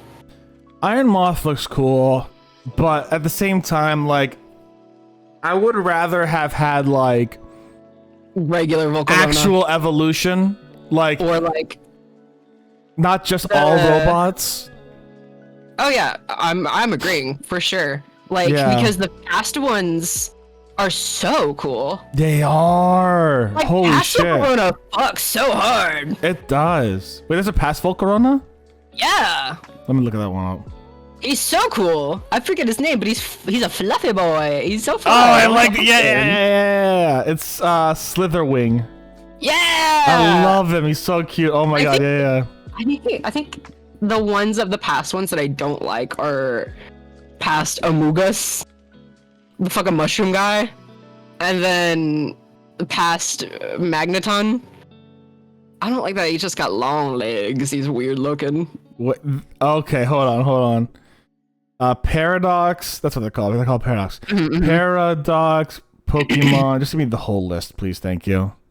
The past Pokemon and Koraidon are so much better, but I think Miraidon looks better. Miraidon is pretty cool. I like Miraidon. I love Miraidon. Miraidon's so cool. So Brute Bond at the Amoonguss. Actually, I like the Amoonguss. I'm not gonna lie. What the fuck is Sandy? What Magnet? What? Yeah, Sandy Shocks. I don't fucking like him. He's weird. I'm just trying to understand how this works. Like, it doesn't. Well, hold on. if you just have like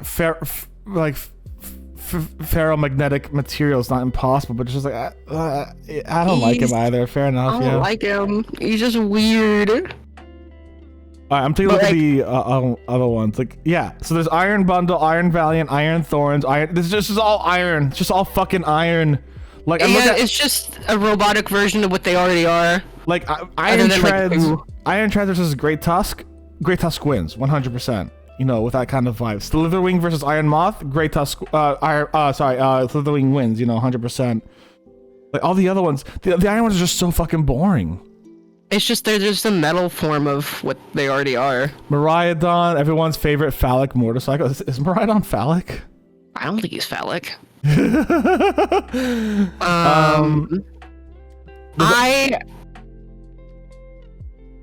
Okay. No, sorry, go on. And then of like the legendary, like the prehistoric dogs, and then like the futuristic deer. I don't like the futuristic deer. I don't like Verizon 5G.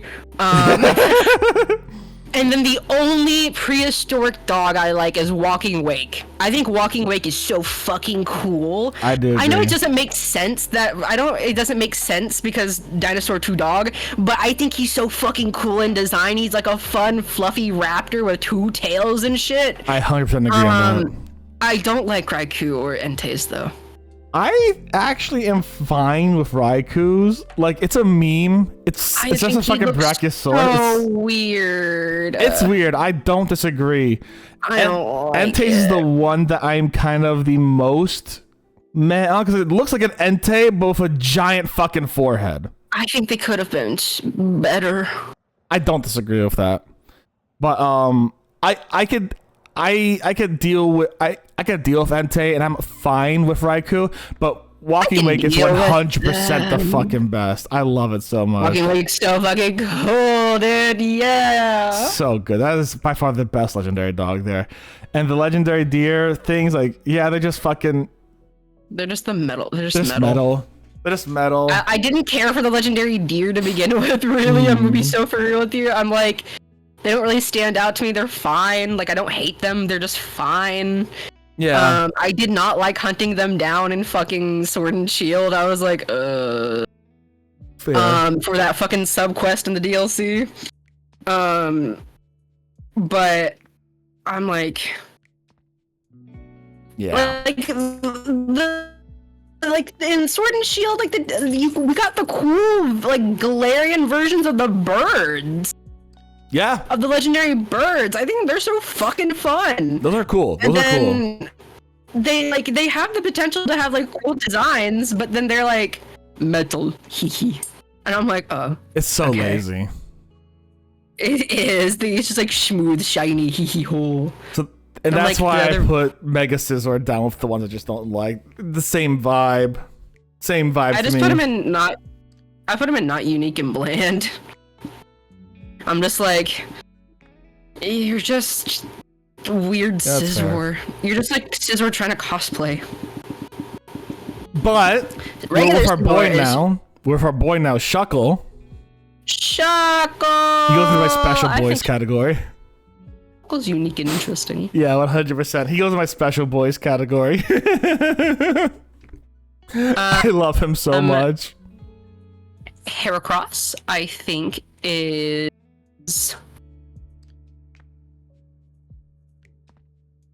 I think Heracross is not unique, but interesting.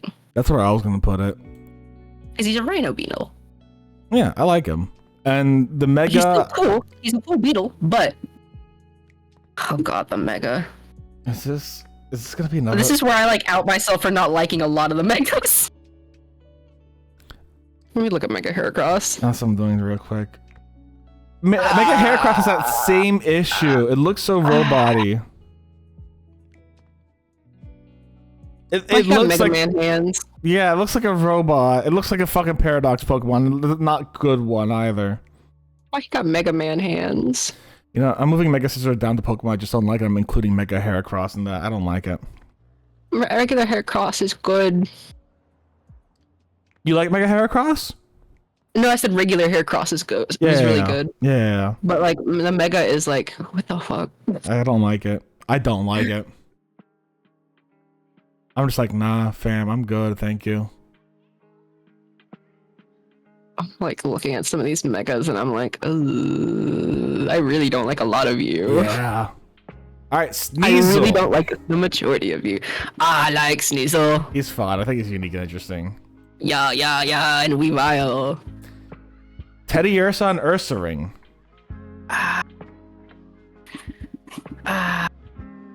They're cute, but like they're not unique and they're pretty bland. Yeah. I love them. They're cute. They'll give really good hugs. They're fun, but like they're, I think, better bear Pokemon. Yeah. Slugma and Mancargo. Slugma and Macargo. Macargo broom broom.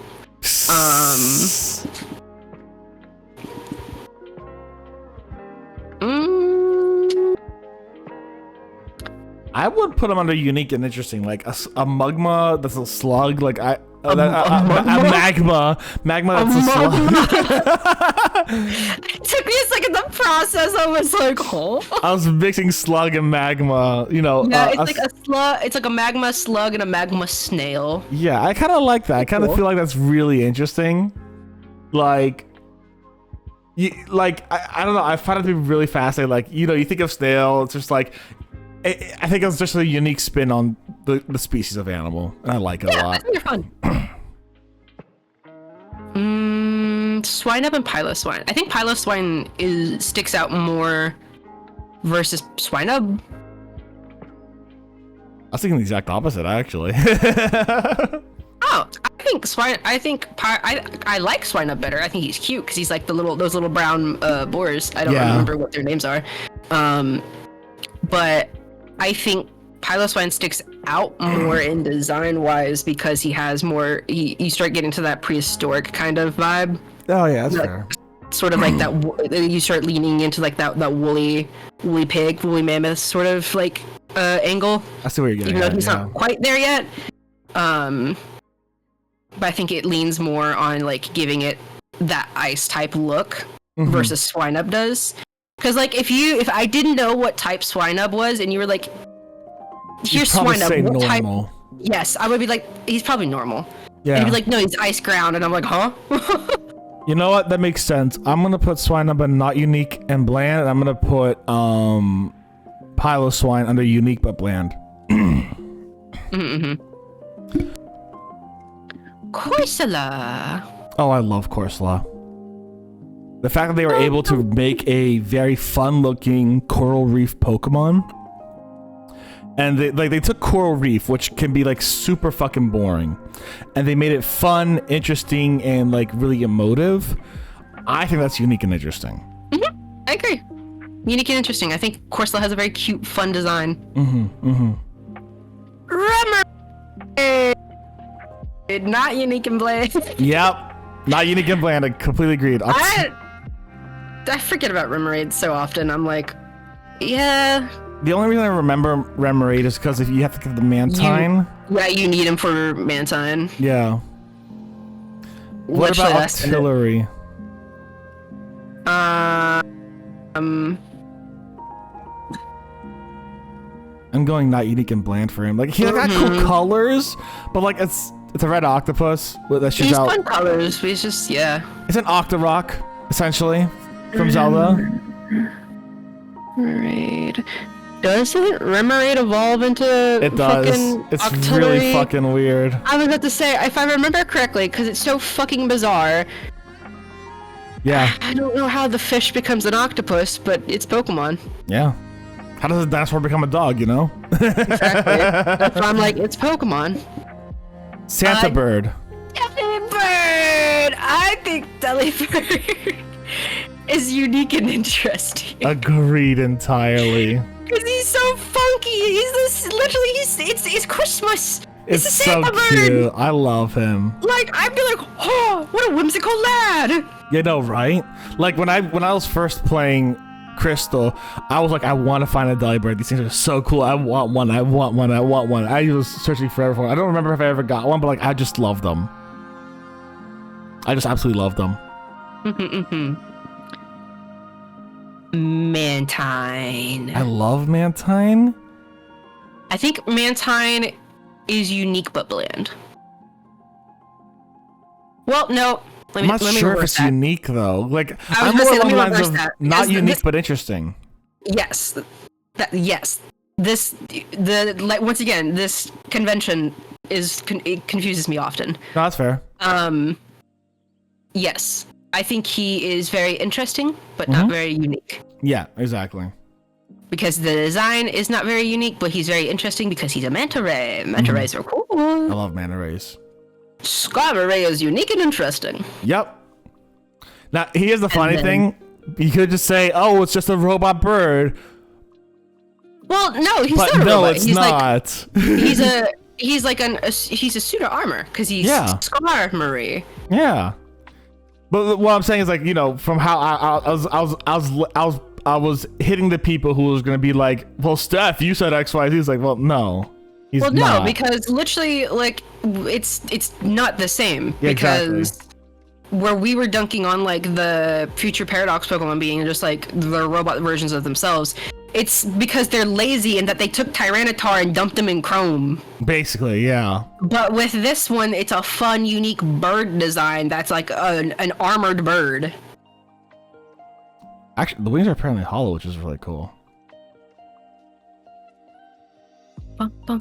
It said that people once used the feathers as swords. Oh, that's cool. Skarmory is entirely encased in hard protective armor. The Pokemon flies close to 190 miles. Oh my god, it slashes foes with its wings and possesses sword-like cutting edge. Jesus Christ, this thing's fucking fast. Yeah, they're cool. Yeah, okay, cool. Alright. Houndoom, Houndour, and Houndour. Houndour, Houndoom, and Mega Houndoom. I'm gonna look up Mega Houndoom. Yeah. We gotta do that for all the Megas. Mega Houndoom.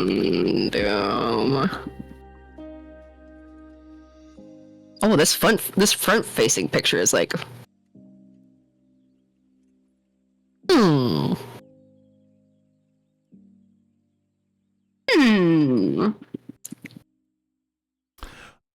You're gonna disagree with me.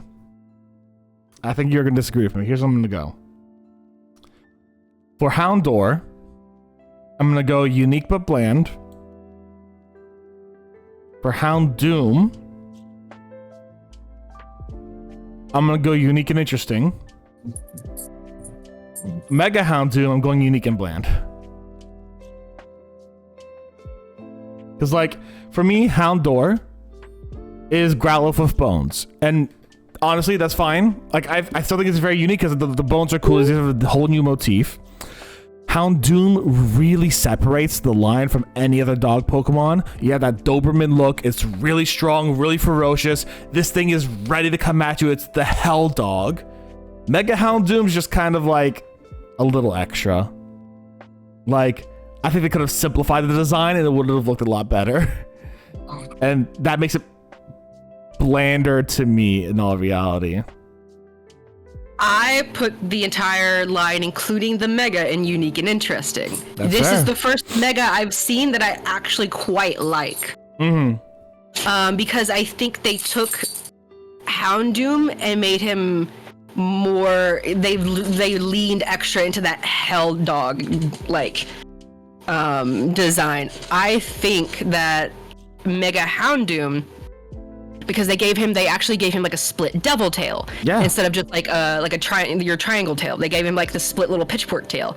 They gave him like, I really like, because the sprite there does not do it credit, but if you look up like a proper art of like the horn design for Houndoom, I like that sort of kind of, I guess you would kind of say like diamond design, because the way that they point towards each other is it's a little diamond like where they stand up, then go inward, and then kind of like upward a little. I think that horn design's really nice and sleek. I like the way his little face looks with his little fangs, because pretty sure regular Houndoom does not have little teeth hanging out. No, I don't think so. He doesn't. Yeah, I think it's a better looking Houndoom, in my opinion. I think that the I think the horns complement the head shape a lot better. Okay. I think specifically from, I like regular Houndoom. Yeah. But I think the horns complement the head shape a lot better, and I think that, like, I guess you would say that, like, bone chest piece, I think also helps differentiate the head from the body a lot better, and I think it helps frame the head better, because some of these other arts that I'm looking off of Houndoom, his head kind of looks a little weird. And that it's very round and like hot dog looking, and like and I don't think that the horn shape helps that at all. And I think with the horn shape being more upward as opposed to more rounded towards the head, like it goes away from the head, and the bone chest plate I think helps take up space there to also help differentiate from the head, to kind of like break up that design some. And so I think, and I also like that they took the red and made the claws red versus, and I think that helps with the design, like sticking out with more color and whatnot. You know, you convinced me. I'm putting it into interesting because, like, one thing I keep forgetting is like mega evolutions are very temporary instead of permanent. Exactly. They digivolve. That's all it is. So like that's one thing I keep forgetting about mega evolutions, is that they are temporary, and like Heracross and Scizor are just really bad looking mega evolutions. Mega Houndoom is a good looking evolution, but I was just like, if this is a permanent thing, I don't know if it's good permanent. But like, now I'm like, right, it's a mega evolution. It's like 10 turns max or whatever. This makes a lot of sense because it's pushing itself. Those bones are growing. Even to me, I think it's a better Houndoom look. It's like specifically like the two images that I'm seeing like back side by side of each other of like this official art of Houndoom versus this official art of Mega Houndoom. I think Mega Houndoom has more of like a striking appeal than regular Houndoom does. Fair enough. I also think, like, going back to Houndour, I really like Houndour because that's a Rottweiler. You don't see a lot for Rottweilers. Like, as someone whose best friend owns a Rottweiler and loves Rottweilers, she is constantly struggling for, like, to find anything relating to Rottweilers because they have that unfortunate breed stereotype. Unfortunate, yeah. And so, like, no one ever wants to, like, market them, like, put them on, like, cute, fun, like, dog memorabilia merchandise and whatnot. Like, I could go to like a TJ Maxx or something and find a dog mug or like a dog blanket. The odds of that thing having a Rottweiler on it, slim. Yep. Horrendously rare.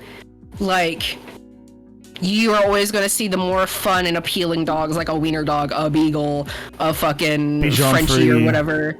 Like a golden retriever or like a poodle or whatever. So I think it's really cool that they pulled a Rottweiler and made a Pokemon. You have the cool bone stuff going on. I like the little headpiece. Houndoom, cool, fun, and then Mega Houndoom I think is a more cool and fun Houndoom. Vagabond says the Mega would have been looked better if they leaned into the hellish feel, give him 3 heads like Cerebus, or instead of bones, have wreathed in flames and cracks of magma. Ooh, the Wreath of Flames would have been really cool. The flames would have been cool, yeah. But you know, I do kind of see where you're going with Mega Houndoom now. To like, yeah, if this is a temporary thing, like using all the energy to summon those bones as armor and as offense, like that makes sense to me now that I'm like thinking about it, and just like don't get me wrong, I love that Roddy appreciation. I just Houndour just. I think he's fun and cute. I think he's got a good shape. Yeah, I agree. But, you know, just fun and cute. Kingdra.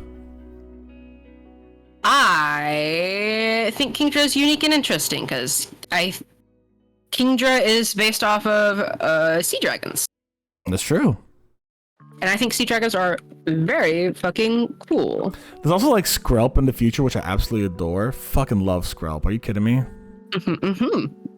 Fanfi and Don Fan. Have you seen, speaking of Skrelp, have you seen Brian David Gilbert's Poke Rap?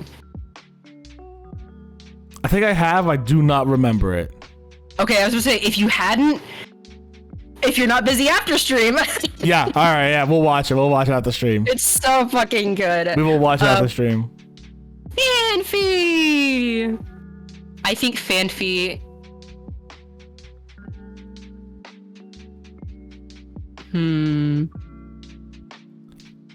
I think Fanfy is very line. interesting. I'm not sure if it's unique. That's exactly what I was thinking. I think Fanfy is interesting, but not unique. Yeah. Dawn Fan, on the other hand, I kind of think is unique, even though the coloring isn't like interesting, because we have now this rolling tire motif for it, and I really like that vibe. And I would put that under unique and interesting personally. Yeah, I agree. I think Dawn Fan is very unique and interesting. Porygon 2. My boy. Unique and interesting. Yeah, I think the whole Porygon line is just unique and interesting. Stantler. Yeah. Yeah, not unique and bland. Yeah. Smeargle. Because like, go Stantler has like the cool thing of like, from once again the Johto anime. Yeah. There's like a whole episode where there's this one upset Stantler causing fucking absolute chaos in a town because it is causing hallucinations in the town because of its antlers. It's causing people to see shit that isn't there, and they think like a lot of other Pokemon are stampeding through the town. When I think it's making them think like a huge group of Stantler are stampeding through the town, causing havoc. But it's just this one pissed off Stantler. That's funny. And that's a fun episode. But like even then, I'm like, yeah, that's a deer. It's a deer. It's like, yeah, like you put it next to like Ursaring, and I'm like, that's just a deer and a bear. Yeah, that's just an octopus and a deer and a bear. Smeargle. That is a puppo. I think Smeargle is.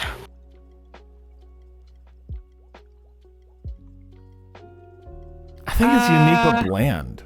Yeah, I was going back and forth between that and like unique, not unique, but interesting. Yeah. I was like, I think you're unique, but I think bland. Like, because here's the thing, right? When I think about like these kind of like little guys, like Smeargle has an objectively unique design and concept. It's a painting dog, and not only that, it has a really cool move like Sketch, where like, hey, if you're fighting Dialga and Dialga uses a move, you can just sketch that move from Dialga, and you can get like Rend of Time or whatever it's called, Rend of Space or whatever. Like that's fucking hilarious, and I love that concept. I think it's very unique. But I look at it, and it's also just kind of like, it's an artist dog. I don't think about Smeargle. You don't think about it. Yeah, exactly. Funny enough, I think about like Pokemon that we put in not unique and bland more than I do Smeargle. Like Smeargle is just like, Smeargle's one of those Pokemon where like, I don't dislike you. You're just fine. You're just there. You're just fine. You're unique in there, but like you're just not. You just don't stand out. You really hit the background, even though you're unique. You hit the background so hard. Hi, Rogue. We've come to the first one where I'm putting in my boo category. Oh, really? I don't like Tyrogue. I don't like how he looks. I personally just think he's not unique and bland, but like I don't not like him. I don't like the coloring of him. I think, yeah, I don't like him. No, that's fair. That's fair. I don't like him. I don't like fucking little Tyler here who can fucking come after my ankles. What about Hitmontop? Hitmontop, however, I think Hitmontop is fun. I think it's unique and interesting. Yes, I think he's cool. He's my favorite of the Hitmons. Agreed, because like one, you have that top aesthetic, and like it's like, oh my god, yeah, this is like Hitmon Lee, where it's like a whole bunch of kicks, but like it's a fucking top. It's really cool. Yeah, and he's spinning, and it adds to the fact that he's a spinning top with like multiple limbs that just like like fucking whirl around. Like it's funny. All right, we got some babies here.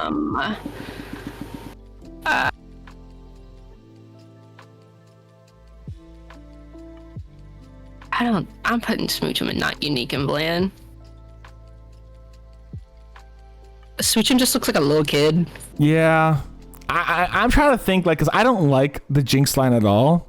I'm like, would this be considered unique and interesting? And I don't think it's interest. I think it catches your eye. I don't think people will think it's interesting, but like, I'm down to put it in not unique and bland as well. Now, Elekid! That's unique and interesting. Yeah, that's a fucking electric plug, baby! I like it. I think that's a really cute way of doing it, honestly. Oh, cute and fun! I think he's probably like one of my, if not my favorite baby Pokemon. I can't blame you on that one. I like the kid. It's cool. I want to pick him up and just be like, wee! Like toss him in the air. That's my son! That's my boy! Magby. Oh, Botama. Botama. 1v1 to fucking Lapras. And a 1. A fucking lad. I think I'm gonna be so for real and harsh and honest with you, Botama. I think you're unique, but you're also kind of bland. That's where I was gonna go with it, actually. You're unique and fun, but you're bland. You're bland. Out of the kids, we will forget about you. Mm-hmm. Miltank. Miltank. Pain in the ass. Do we have a pain in the ass category? Technically mine would be boo. So Chip is asking, where did y'all put Eevee, Flareon? Okay, so in Gen 1, in the Gen 1 one we did, because we did Gen 1 a few weeks ago.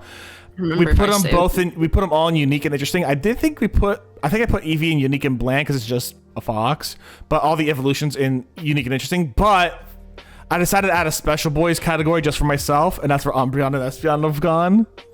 Because special boys are both unique and interesting, and I just love them a lot. And I love these guys. Or I just like they're just like really high for me. So like Espeon and Umbreon, they're actually my top 2 for the generation, if I'm being perfectly honest. Mm-hmm. But how are you doing today, Chip? So Miltank, where are we going with a literal cow? Cause like I don't know if it's cute. I think it's better than Ursaring, but I'm not sure if it's worthy enough to get out of not unique and bland. I think that's probably unique and bland. Not unique and bland. Yeah, that's what I'm considering putting. But like, I'm not like, you know, like, does it break? But like, I don't think it does. I think I'm putting it not unique and bland. I don't think it's interesting. No, because it's a cow. It's just a cow. Just a cow. Think he's really. I think they're cute, but I don't. They're not interesting. No. I'm doing good, Chip. Thanks for asking. Blissey. I think Blissey is unique but bland. But, yeah, I would put it right where all the other pinks are. Because you did just take Chansey and give her some frills. Yeah. The legendary Puppos. Dogs! Okay, here's what I'm gonna say about legendary dogs right off the bat. First and foremost, they're all very unique in their design. They all have the same base, right? They all have the same base dog or leopard or whatever, lion, jaguar, tiger, whatever it is, right? Their bases are super similar. However, their design differences in how they do the cloudy hairs and how they do the facial structures and how they do the tails, which emphasize their different elements, I think make them very unique. And I think they're very interesting. I think these designs have stuck hard throughout the generations.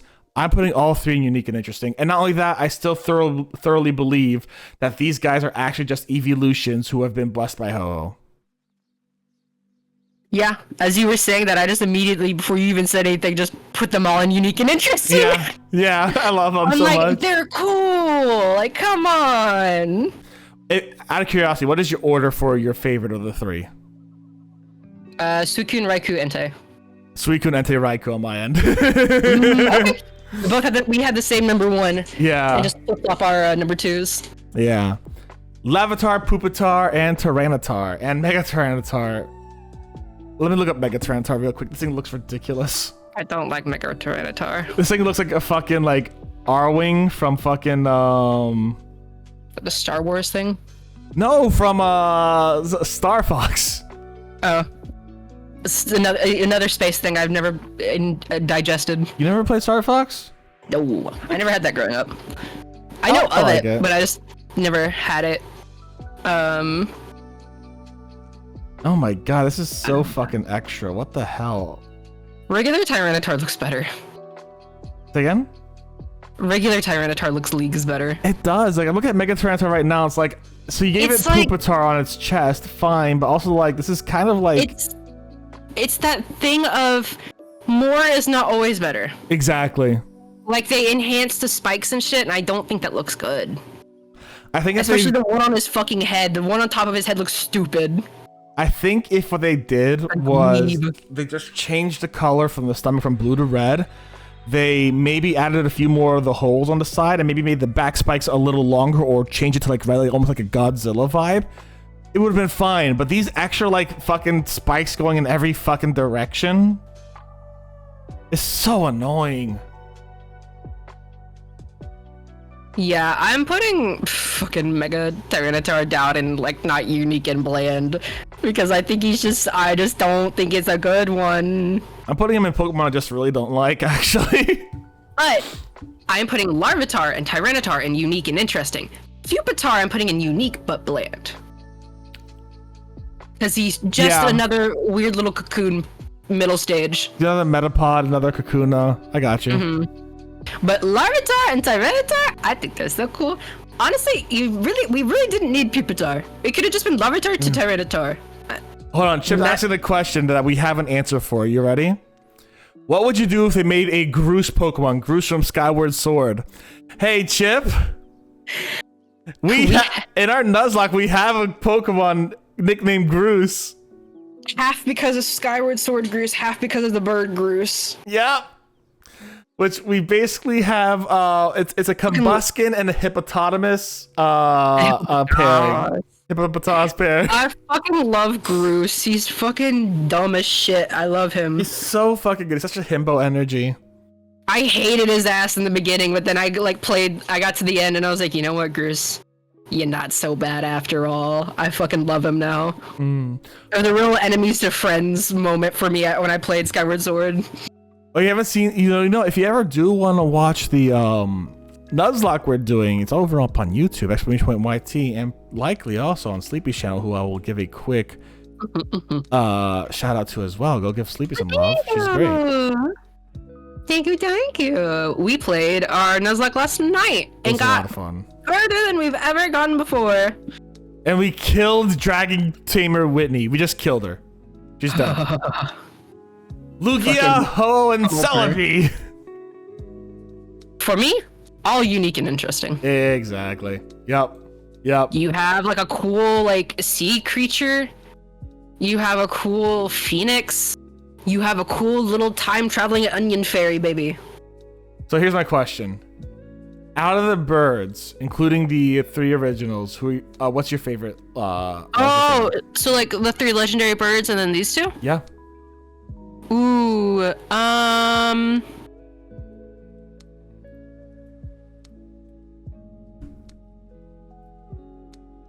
know my list. My list goes like this. Lugia's number 1. 100%. I love Lugia so much. Articuno, Moltres, Ho, Zapdos.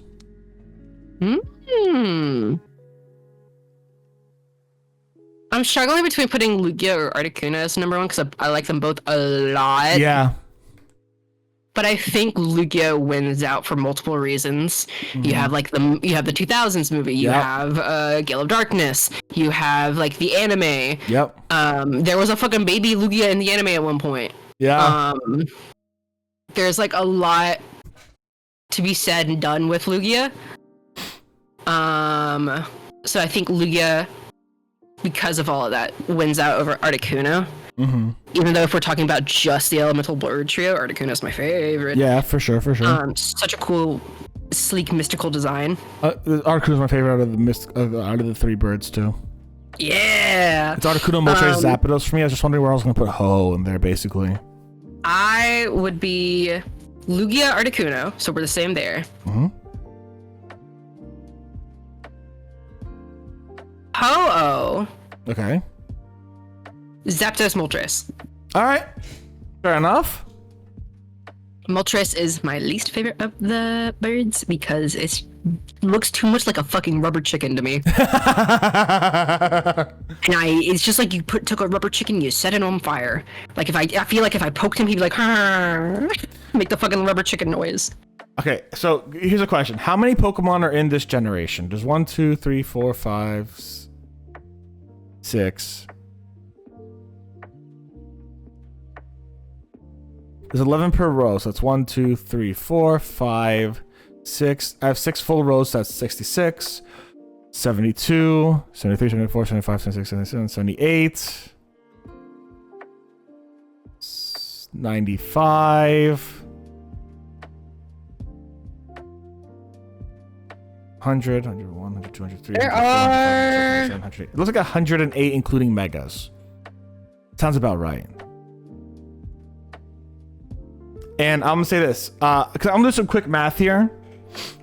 Just to talk about, and I'm only talking about Pokemon I really don't like, right? So, 5 divided by 108.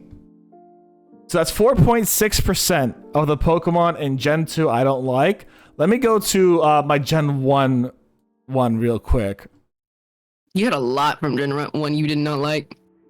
It was 6. So 6 divided by 151 is 4%. So they're very similar to the Pokemon I do not like. However, when it comes to bland Pokemon and uninteresting Pokemon for me, there are more percentage-wise in Gen 1 than Gen 2. Yeah. I think Gen 2, because it's the second gen, they really improved on fun designs. And they were, versus having like just very typical, like stereotyped animal designs. Yeah.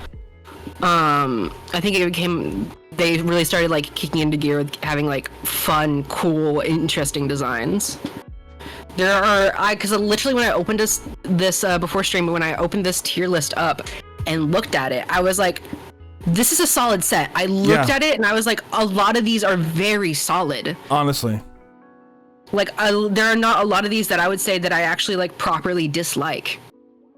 There were only 2 when I opened up the set, which was Snubbull and Gramble, that I did not like, that I knew I was not going to like. I did not realize I would hate the megas so much. Yeah, so many of the megas I don't like. Like, I don't like the megas. Like, I'm surprised. I've not played with megas before. Mega Steelix was the better, one of the 2 better ones, and then there's also Mega Houndoom. One of the only 2 that were okay, in my opinion, and I'm like, what I'm gonna have to do in the future is I'm gonna have to math out how many I have that are unique and interesting versus like not unique. So like, you know, percentage of unique ones, percentage of interesting ones, and then just go from there. Because like, I'm gonna find it to be really cool, and I think I think as we continue doing generations, I can math that out later on. If you share me your side and I'll share you my side. I could do the math of it later on in the future. Make a whole Google sheet about it, see what we think. Because I think we actually agreed on Gen 1. I think at Gen 1 we just ended up agreeing. We ended up talking. For the most part, yeah. Yeah. So Gen 2 we have a few differences for sure.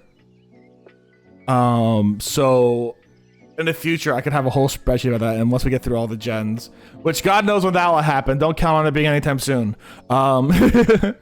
We could talk. We could. I'm literally looking at the megas right now. Yeah.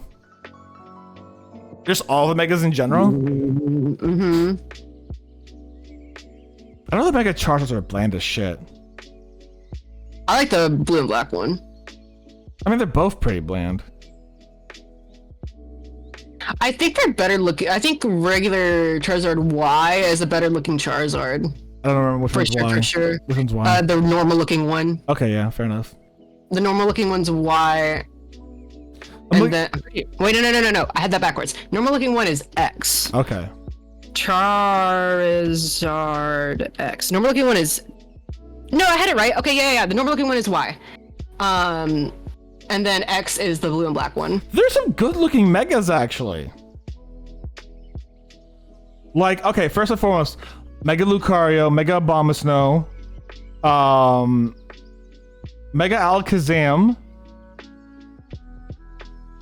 Mega Beedrill, Mega Kangaskhan, Mega Gengar. A lot of these look good. Mega Pinsir looks fantastic, actually. Mega Aerodactyl? Oh, we missed these all in Gen 1, didn't we? Whatever. Because we had one that didn't have the megas. Yeah. A lot of these megas look great. It's the Gen 2 megas that fucking suck. Holy shit. Okay, Mega Manectric looks stupid. I was literally looking at Mega Manectric. When you said they look great, I was like, are you really sure about that? Mega Manectric looks fucking stupid. Mega Magneton, or not Magneton, a Mega, what's the blue one of the blue four legs called? Has like, Metagross? Metagross. Mega Metagross looks pretty cool, actually. Mega Latios is fucking boring as shit. Holy shit. The megas for Latios and Latias pissed me off. I don't like them. The same As someone goddamn who color. fucking loves Latios and Latias, yeah. I love them. They're some of my favorite legendary Pokemon. I hate their megas so much. They're so dumb and boring.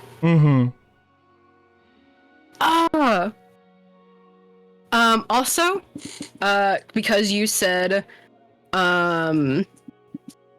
Mega Gengar. Yeah. Hi, it's me, person whose favorite Pokemon is Gengar.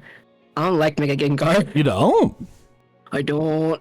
Oh, I think he's cool. I like him better than a lot of the other Megas. Yeah. Okay. But I'm like, I think there could have been more done there. That's fair. Like, Mega Camerupt is actually kind of cool. I like that. Like, I think Mega Kangaskhan is very boring. It's boring, but it makes sense. You know? Like, Because it's bland, but... she took her kid out of her pouch? Yeah, it makes sense, at least. That's all it is. It's not even a Mega. I mean, that kid grew up. It was a I little would argue baby. that this isn't a Mega. This is just like the kid came out of the pouch. I mean, I think like Mega Mega Kangaskhan Baynet more than like Scizor, Mega Scizor.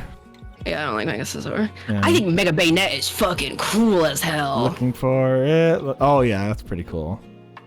Mega I'm not a big Baynet's fan cool of too. Mega Absol. I'm not either, as someone who really likes Absol. I I don't like the big like emo front bang hair thing. Yeah. I like the bigger horn. I think that's cool. I'm not a big fan of the wings either. I'm not either, really. And I love Absol. Absol's one of my favorite Pokemon. I like Mega Abomasnow. Lumsden's fine. He's kind of neat. Hmm. I don't. I really like Mega Altaria. I think Mega Altaria is cool. Where was Mega I think she's fun. Looking for her. Oh yeah, I see her. I don't like Mega Blastoise. He's just like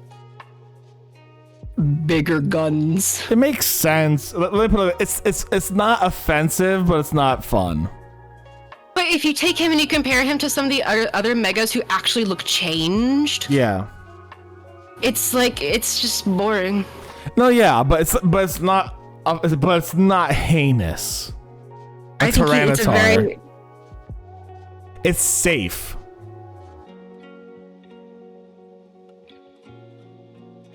fair, but like I still think it's not good. I don't I disagree. think Mega Alakazam is one of the strongest ones. I like Mega Alakazam because He's really cool. it changes it up just enough. I think Mega Slowpoke is so fucking, or Slowbro is so fucking funny. It's so silly. It's so silly. I don't like Mega Lopunny. I'm not surprised.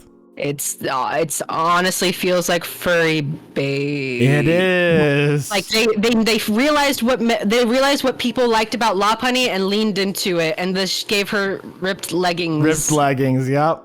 I think you could have done some really cool rabbit stuff there. Like you could have made her like a jackalope or something. Yeah. They were like cool horns. Mega Gardevoir is fine. She's Mega elegant. Gallade is fine. It's just a lady and her knight. Yeah. That's all that they are. I like them better than like Blastoise. Yeah, no, they're I think fine. they yeah. have more of like a fun whimsy to them. I'm not sure how I feel about Mega Salamence, actually. I don't like him. I don't like him. He looks weird and awkward and goofy. Look at the Salamence Paradox. I know there's some Paradox ones real quick. Hold on. It kind of has the same sort of feel to it from what I remember. Yeah, I'm looking at the Paradox. It has the same sort of like really big wing feel. Okay, yeah. I really like Mega Mawile. I think Mega Mawile is cool. Oh, Mega Mawile is fucking wild with that fucking face. Holy shit. Yeah, the big, cool, like over-exaggerated, like back, like the head mouth. Yeah. With the big teeth, and like they gave him like really cool big pants. I forget what those specific kind of pants are called, but I think a lot of the times you see like I think you see some like depictions of samurai wearing like pants like that. I think that's very cool. Maybe we'll just have to do like a Mega Day. Just like take all the Mega Pokemon out. Like take all the Mega Pokemon out of this one and just do a Mega Day to specifically have Mega have their own thing. Oh yeah, there's already. I saw earlier when I was looking up a list. There is like a Mega tier list. We do a Mega tier list one day. We just if we're gonna do a Mega tier list one day, I'm just gonna take out all the Megas here and just be like, get out of here. How do I take them out? I can't take them out anymore. I'm just gonna add a new. I'm gonna add a new row. And just be like, add a row below, Megas for future. But I think we have a good guess of where we're going with some of them. You know what I'm saying?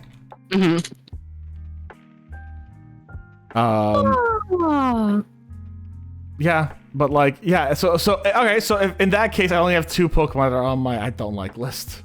I think they are all the Megas. Because the Megas are really big hit and miss. Yeah. I'm gonna switch over to save this image. Yeah, I'm about to save this image too. Save image just in case. Okay, nothing popped up. Cool. Save or download. Download the image. Thank you very much. And I've downloaded it. Oh. Because I didn't save my first one because I didn't actually do the first one. I just kind of came in afterwards and was like talking to you about yours. I mean, basically, I switched mine to I everything that you mentioned, like putting Lapras up. We basically made a mutual one. Came to a consensus, yeah. Yeah, we came to a consensus. This one we have not come to a consensus on all of them. We had a lot of more differing opinions. Exactly. One of us was less right than the other, but I won't say who that was.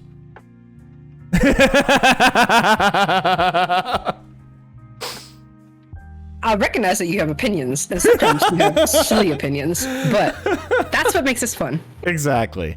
Because like you can see, like a lot of them we agreed on.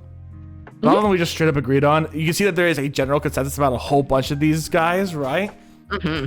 But that there's also like just some real ones that are like very like they're more controversial, like the Granbull and Swinub. No, Granbull and Snubbull. Snubbull, thank you. It took me a second to catch that you didn't say the right one. Yeah, no, I'm bad at saying the right ones. I don't have good memory. No, you're good. It's just that similar, like they both start with an S, so I didn't catch it off the rip. I was like, yeah. That was like, wait a minute. Or like Pupitar. We're both like, yeah, we don't necessarily need Pupitar. Like, it doesn't literally, really fit. It did. I don't even think the Tyranitar line needs Pupitar. You could have just went from Larvitar to Tyranitar, and then that would have made so much sense. Yeah. Would have been chill. That looks natural. That has a good flow to it. But the then Hoppip line too, similar thing. Pupitar in the middle looks strange and out of place. Yeah, shape-wise, yeah. A lot of it, I feel like, to me, comes like shaping. Like when you have like the Hoppip line and you put Skiploom in the middle, it looks a little too different from like Hoppip and Jumpluff. Yeah. With like I don't know why. Like because it still kind of is the same, but I think it's because it doesn't have those big appendages. Where like